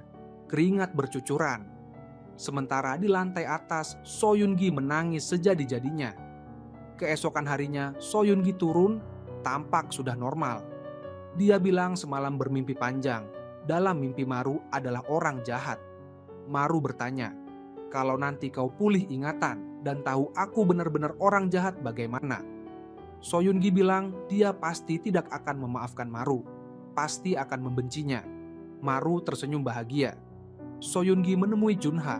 Dia punya ingatan samar bahwa Maru pernah memanfaatkannya untuk balas dendam pada seseorang. Tapi dia tidak tahu apa yang dimanfaatkan Maru darinya. Ingatannya sangat kabur. Dia ingin Junha memberitahu kebenaran, tapi Junha menyangkal pernah berkata seperti itu. Mungkin itu hanya mimpi Soyungi. Soyungi sangat bingung, karena dia merasa itu bukan mimpi. Han Jae-hee menemukan Maru. Dia meminta maaf kepada Maru. Dia tidak seharusnya mengancam Maru dengan hal-hal yang pernah dilakukan Maru di masa lalu. Dia berharap Maru bisa berdamai dengannya, namun Maru langsung menolak. Demi mendapatkan maaf dari Maru, Han Jae-hee bahkan rela berlutut di hadapan Maru. Namun Maru segera menahannya. Dia hanya merasa jijik. Melihat Maru pergi tanpa perasaan, saat itu Han Jae-hee akhirnya sadar bahwa Maru telah berubah. Apa yang tidak bisa didapatkan harus dihancurkan. Han Jae-hee meminta pengacara An Yung Min untuk mempercepat pencarian bukti hilang ingatan Soyungi. Dia ingin memisahkan mereka, tapi tetap ingin mempertahankan Maru di sisinya. Meskipun Maru sudah tidak mencintainya, Dia tetap ingin Maru tetap berada di sampingnya. Saat itu Soyun-gi masuk. Dia memberitahu Han Jae-hee bahwa dia ingin kembali ke perusahaan. Soyun-gi memutuskan untuk bangkit kembali. Dia tidak mau lagi bersembunyi di belakang Maru. Han Jae-hee langsung punya rencana. Dia meminta Soyun-gi untuk pergi bernegosiasi dengan Direktur Min mengenai akuisisi yang sudah berjalan sejak tahun lalu dan memberitahukan alamatnya. Soyun-gi sangat gugup. Maru menyarankan agar dia mencari alasan untuk menolak. Tapi Soyun-gi bersikeras ingin menghadapi kesulitan itu. Dia berusaha menghafal semua informasi tentang Direktur Min. Dia yakin dirinya pasti bisa. Namun, begitu mulai berbicara, suasana menjadi canggung.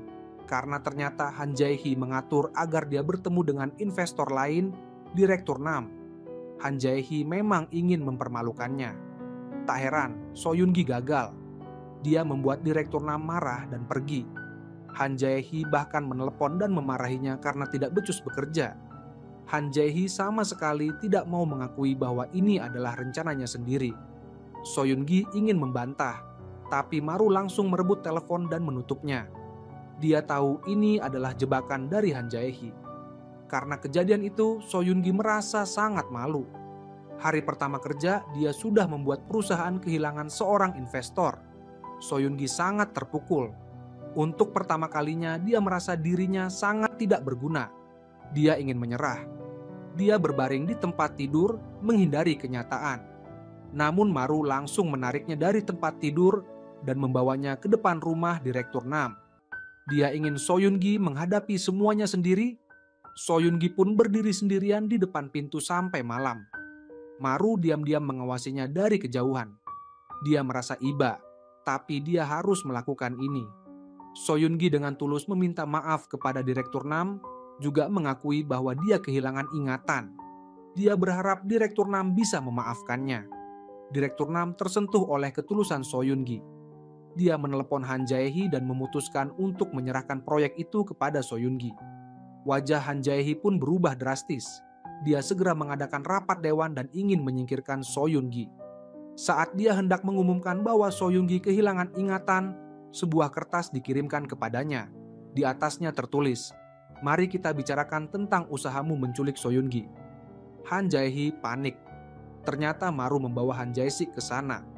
Han Jae-sik menimpakan semua kasus penculikan Soyun-gi kepada Han Jae-hee, sekaligus mengungkapkan bahwa dulu Maru pernah menggantikannya masuk penjara karena kasus pembunuhan. Begitu Han Jae-sik masuk ke ruang rapat, Han Jae-hee benar-benar tamat. Han Jae-hee semakin panik. Dia terpaksa berkompromi. Dengan bantuan Maru, Soyun-gi tidak hanya tidak dikeluarkan, malah justru diangkat menjadi direktur utama. Wanita ini, demi membuat pria di hadapannya kembali ke sisinya, rela melepaskan posisi ketua grup, melepaskan semua yang dimilikinya sekarang. Namun Maru malah mengejeknya. Dia bisa saja kembali ke sisi Han Jae-hee demi Soyun-gi, tapi yang kembali hanyalah tubuh tanpa jiwa. Han Jae-hee terdiam. Sementara itu, pengacara An Yung-min mendengar percakapan mereka dari belakang. Dia menahan Han Jae-hee dan memintanya untuk bangkit kembali, lalu bertanya, "Apakah semua usaha yang dilakukan selama ini hanya demi mengejar orang yang dulu pernah membuangmu?" Maru menemui Soyun-gi. Karena sekarang Soyun-gi sudah menjadi direktur utama, perhatian publik terhadapnya akan meningkat. Soyun-gi harus segera memulihkan ingatannya. Maru membawa Soyun-gi kembali ke rumah lama mereka untuk mencari ingatan, tapi mereka hanya melihat-lihat di depan pintu lalu pergi. Sementara itu, Han Jae-hee melamun di halaman, mengenang masa lalunya bersama Maru. Maru membawa Soyun-gi ke puncak gunung.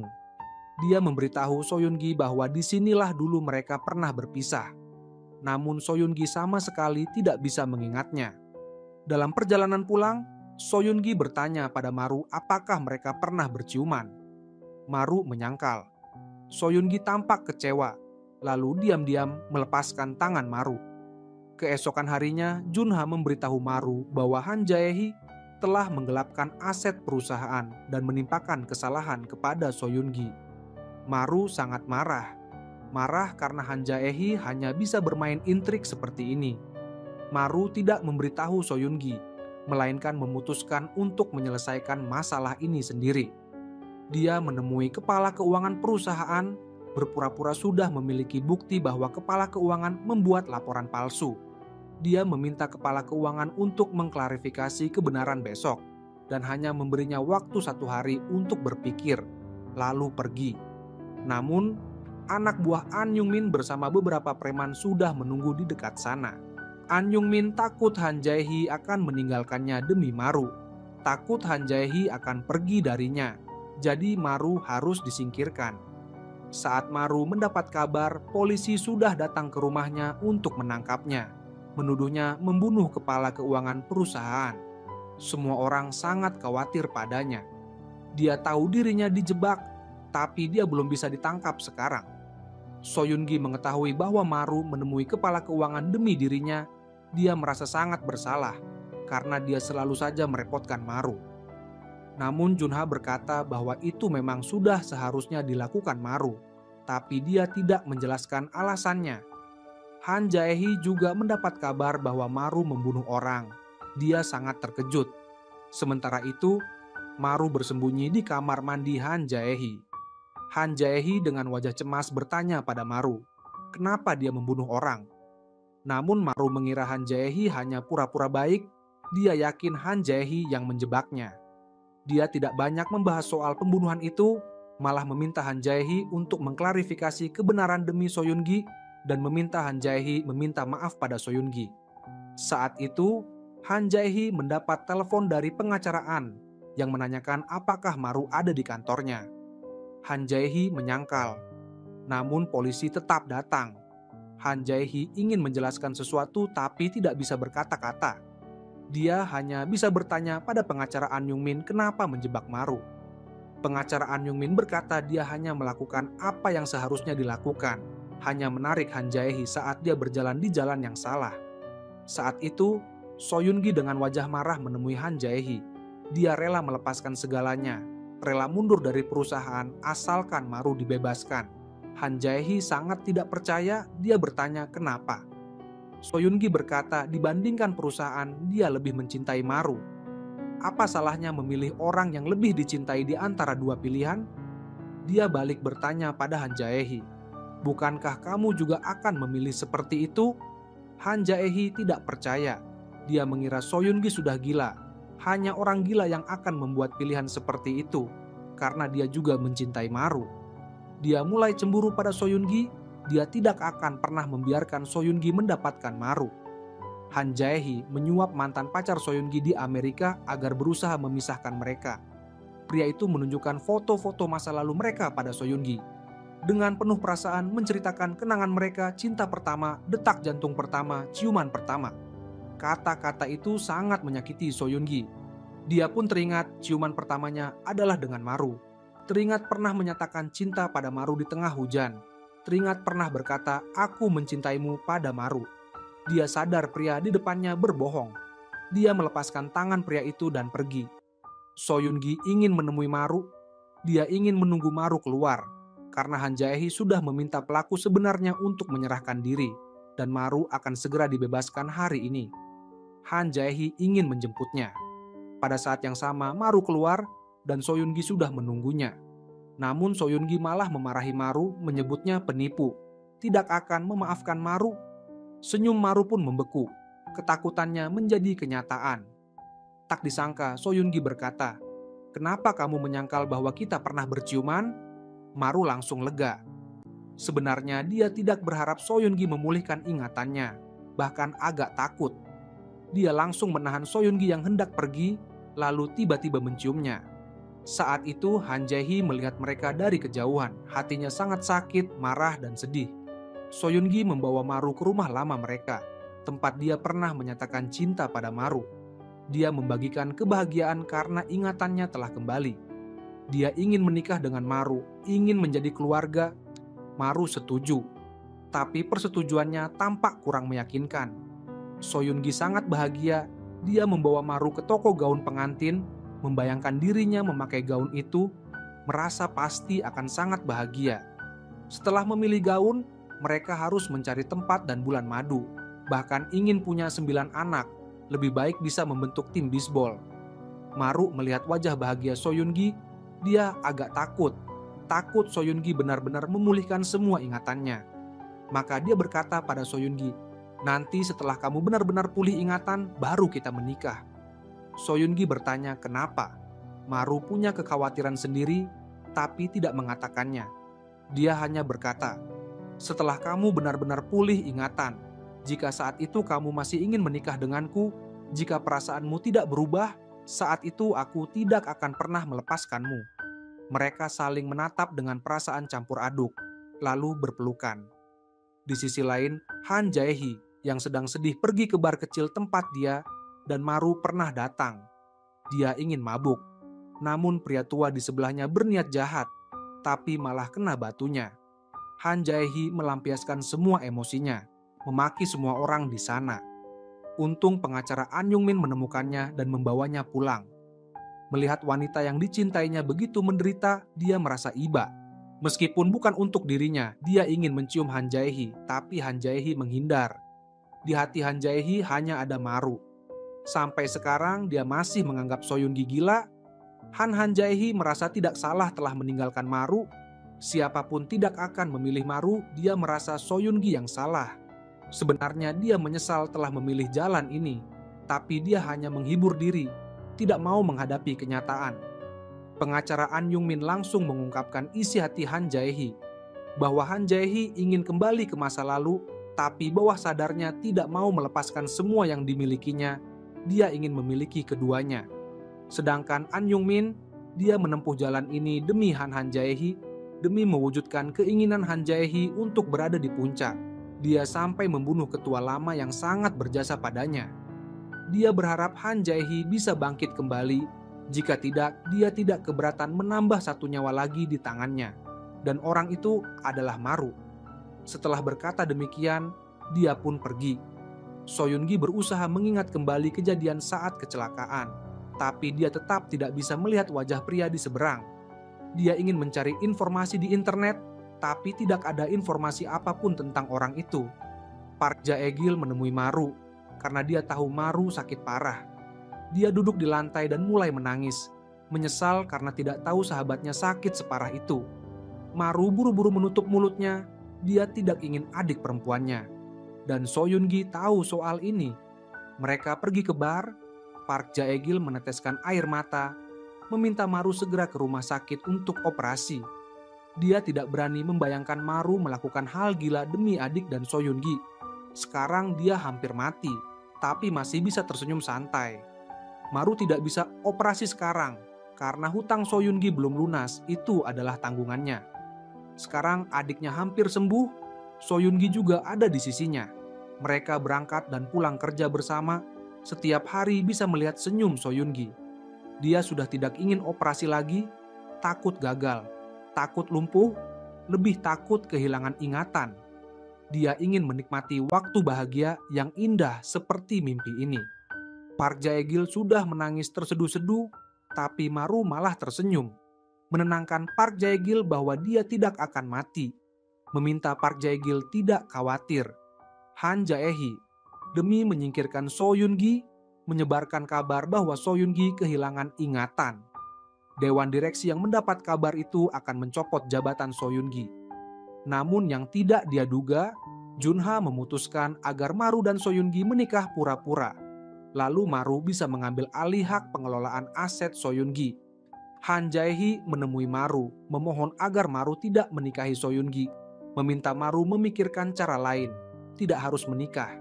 Dia sudah menyesal menyebarkan kabar Soyun-gi kehilangan ingatan. Dia takut kehilangan Maru selamanya. Maru tersenyum, dia memang ingin menikahi Soyun-gi.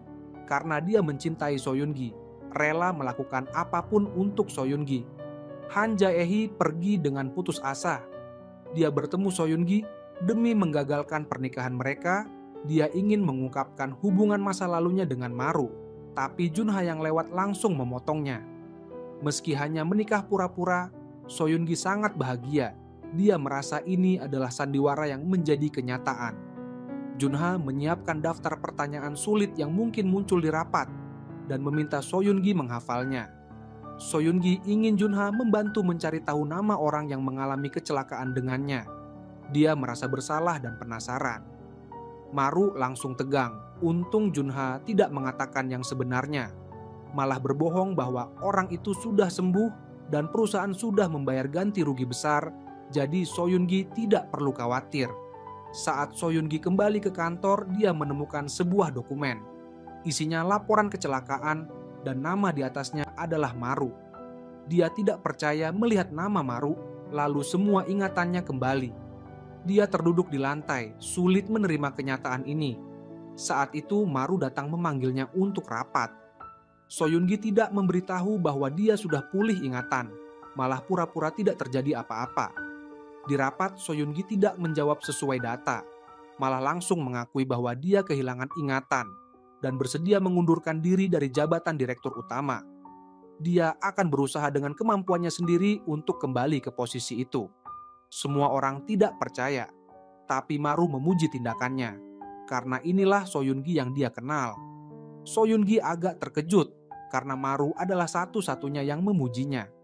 Hari itu Maru menerima gaji, dia bertanya pada Soyungi ingin hadiah apa.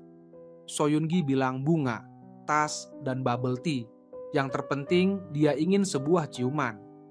Maru mengangguk setuju. Saat itu dia belum sadar bahwa Soyungi sudah pulih ingatan. Wajahnya penuh kebahagiaan. Namun, setelah semua siap, dia tak kunjung melihat Soyungi. Ternyata Soyungi pergi mengunjungi makam ayahnya. Ini pertama kalinya dia ke sana. Dia sangat menyesal. Menyesal karena demi pria, dia bahkan tidak sempat bertemu ayahnya untuk terakhir kali. Dia membenci dirinya sendiri, juga membenci Maru. Dia hanya duduk diam di tanah, membiarkan air matanya menetes satu persatu. Setelah kesedihan itu, dia tetap menemui Maru. Tas, bubble tea, dan bunga sudah ada.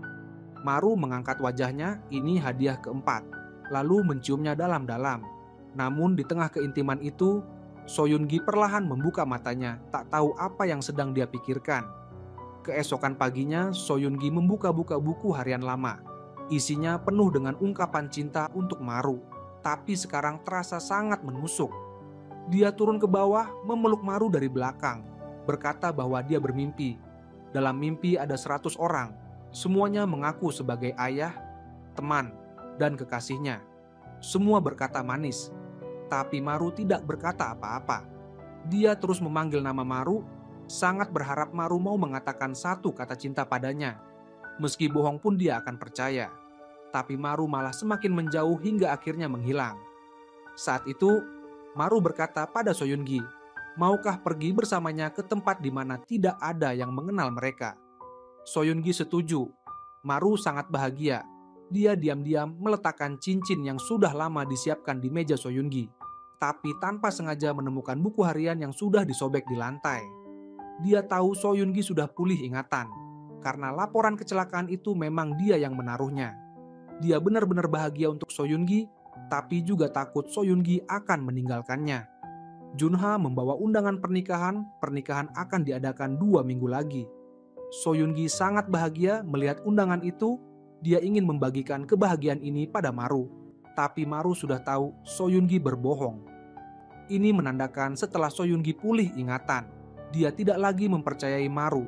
Juga ada kemarahan yang belum padam, bahkan mungkin tidak akan pernah memaafkan. Soyungi menemui Han Jae-hee, meminta Han Jae-hee berperan sebagai ibu dan membantunya menyiapkan pernikahan. Soyungi tampak sangat bahagia, tapi semakin seperti itu, semakin dalam kebencian di hatinya. Melihat Soyungi mengenakan gaun pengantin dengan wajah bahagia, Maru tahu Soyungi ingin membalas dendam padanya. Dia sedang berakting, tapi Maru rela menemaninya berakting. Dia rela menemani Soyungi menjadi gila sekali. Sementara itu, Han Jae-hee melihat pria yang dicintainya akan menikah dengan orang lain. Namun dia masih harus menata kamar pengantin untuk mereka, memilihkan piyama bahkan gaun pengantin. Bagi seorang wanita, ini sangat kejam. Han Jae-hee merasa semua ini adalah ulah Maru agar dia cemburu pada mereka. Hal itu membuatnya salah paham. Dia menggenggam tangan Maru dan bertanya apakah Maru masih mencintainya. Saat itu Soyungi masuk, tapi dia pura-pura tidak melihat. Bersama mereka juga ada adik perempuan dan Par Jaegil. Adik perempuan agak terkejut melihat Han Jae-hee ada di sana. So Yun-gi juga penasaran bagaimana mereka bisa saling kenal. Suasana pun menjadi canggung. Untung Par Jaegil mencari alasan untuk mengalihkan perhatian. Namun So Yun-gi tetap mengejar dan bertanya. Maru tahu dia sengaja. Tapi Maru tetap membiarkan So Yun-gi melanjutkan aksinya. Meski dia tidak tahu So Yun-gi akan membalas dendam dengan cara apa, Maru tetap membiarkannya. Sekarang So Yun-gi terasa asing baginya, tapi bagaimanapun juga dia akan tetap menemaninya. Akan selalu menunggunya, menunggu So Yun-gi kembali menjadi So Yun-gi yang dulu. Adik perempuan sejak pagi sudah berlatih lagu yang akan dinyanyikan di pernikahan dan lebih dulu mengucapkan selamat.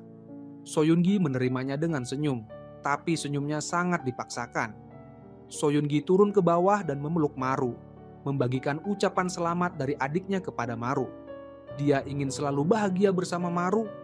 Maru masih menemaninya berakting, berpura-pura sangat bahagia.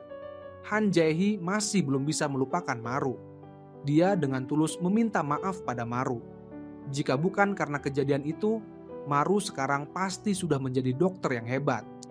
Dia telah menghancurkan hidup Maru dan bersumpah akan menebusnya di masa depan, akan mengembalikan masa depan yang indah untuknya. Maru menolak. Dia tidak butuh kompensasi apapun. Sekarang dia hanya ingin menyingkirkan semua orang yang menghalangi So Yun-gi, termasuk Han Jae-hee. Hari pernikahan pun tiba. Semua orang sibuk mempersiapkan. Ada yang sedih, ada yang bahagia, ada yang menyimpan rahasia. Namun Maru malah bersembunyi. Saat itu hubungan Maru dan Han Jae-hee di masa lalu terbongkar. Para wartawan mengerubungi Han Jae-hee menanyakan kebenaran. Pernikahan yang seharusnya indah menjadi kacau. Namun So Yun-gi tidak bereaksi apa-apa, dia hanya diam menunggu Maru.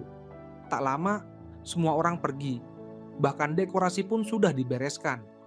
Tapi So Yun-gi masih menunggu. Sekretaris Heun-jung memberitahu Junha bahwa hubungan Maru dan Han Jae-hee disebarkan oleh So Yun-gi, dan So Yun-gi sudah pulih ingatan.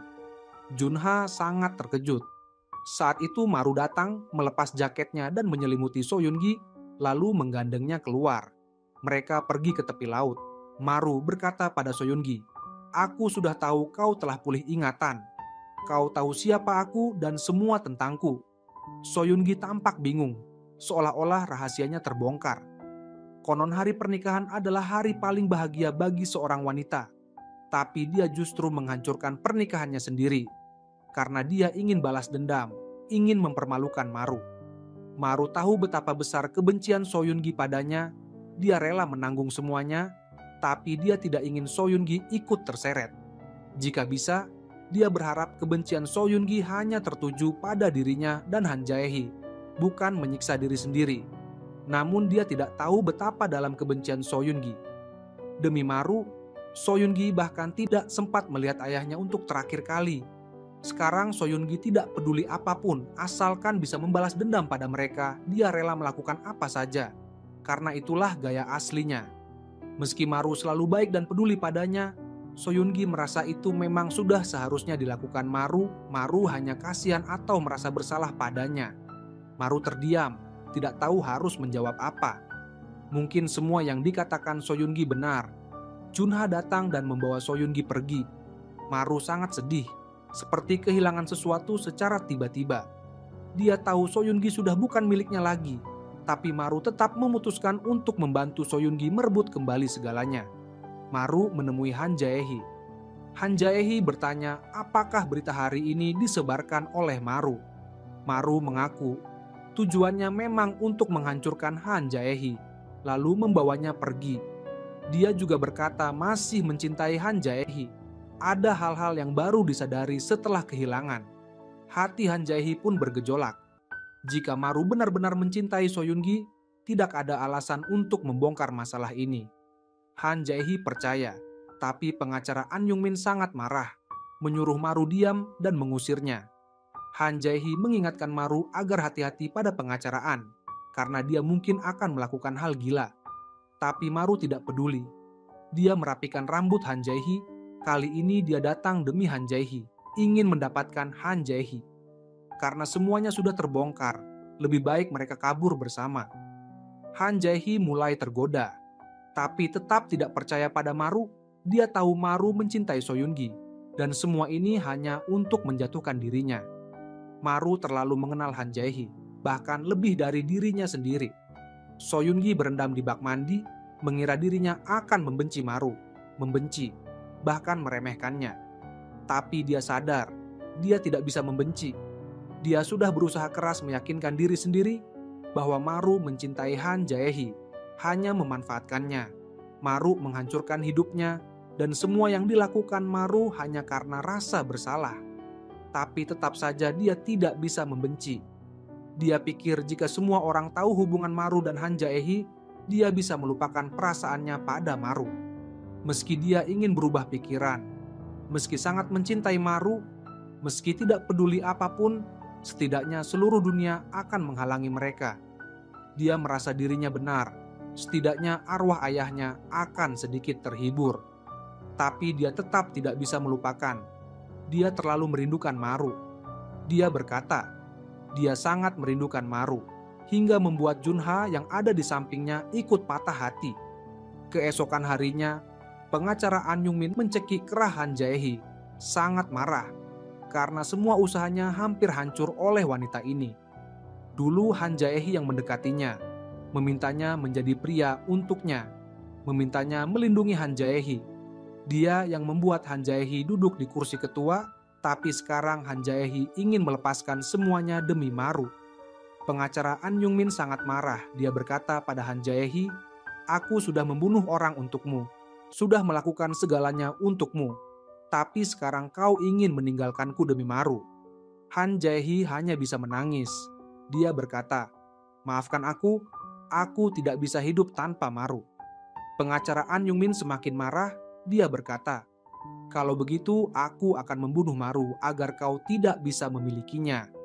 Han Jae-hee ketakutan. Dia memohon pada pengacara An Yung-min agar tidak menyakiti Maru. Tapi pengacara An Yung-min sudah kehilangan akal sehatnya. Sementara itu Maru sedang menyiapkan dokumen untuk membantu So Yoon-gi merebut kembali perusahaan. Dia tahu ini mungkin kesempatan terakhirnya untuk menebus semua kesalahan di masa lalu. Junha datang menemuinya. Dia berkata, "Kau benar-benar mencintai So Yoon-gi, kan?" Maru mengangguk. Dia berkata, "Aku mencintainya dan aku ingin dia bahagia, meski itu berarti aku harus pergi dari hidupnya." So Yoon-gi sedang duduk di kamarnya, memandangi foto-foto masa lalunya bersama Maru. Air matanya mengalir tanpa henti. Dia berkata pada dirinya sendiri, "Aku tidak bisa membenci Maru, aku hanya bisa mencintainya." Dia mengambil ponsel dan menelepon Maru, tapi tidak diangkat. Dia mengirim pesan, "Aku ingin bertemu denganmu, Maru. Aku ingin bicara denganmu." Maru menerima pesan itu. Dia tersenyum pahit. Dia tahu pertemuan ini akan menjadi pertemuan terakhir mereka. Dia membalas pesan, "Aku juga ingin bertemu denganmu, So Yoon-gi. Aku akan menunggumu di taman tempat kita pertama kali bertemu." Saat mereka bertemu, suasana menjadi canggung. So Yoon-gi berkata, "Maru, aku sudah memaafkanmu. Aku tidak ingin membalas dendam lagi. Aku hanya ingin kita bahagia." Maru menatap So Yoon-gi dengan mata berkaca-kaca. Dia berkata, "Aku juga ingin kau bahagia, So Yoon-gi. Tapi aku tidak tahu apakah aku pantas untukmu." So Yoon-gi memeluk Maru erat-erat. Dia berkata, "Kau pantas untukku, Maru. Aku mencintaimu." Sementara itu, pengacara An Yung-min sudah mengincarnya. Ia menelepon Han Jae-hee, mengatakan bahwa ia akan melakukan satu hal terakhir untuk Han Jae-hee, lalu akan menyerahkan diri. Ia akan menanggung semua kesalahan sendirian. Maru mengetahui dari Park Jae-gil bahwa So Yoon-gi sempat datang, lalu ia pun berlari mengejar seperti orang gila. Pada saat yang sama, So Yoon-gi berhenti melangkah. Ia sadar bahwa ia tidak bisa hidup tanpa Maru, lalu berlari kembali seperti orang gila. Akhirnya, mereka bertemu di sebuah persimpangan jalan. Mereka perlahan berjalan saling mendekat. Tiba-tiba pengacara An Yung-min dengan cepat mendekati So Yoon-gi dari belakang. Maru berlari sekuat tenaga ke arah So Yoon-gi dan langsung memeluknya erat-erat.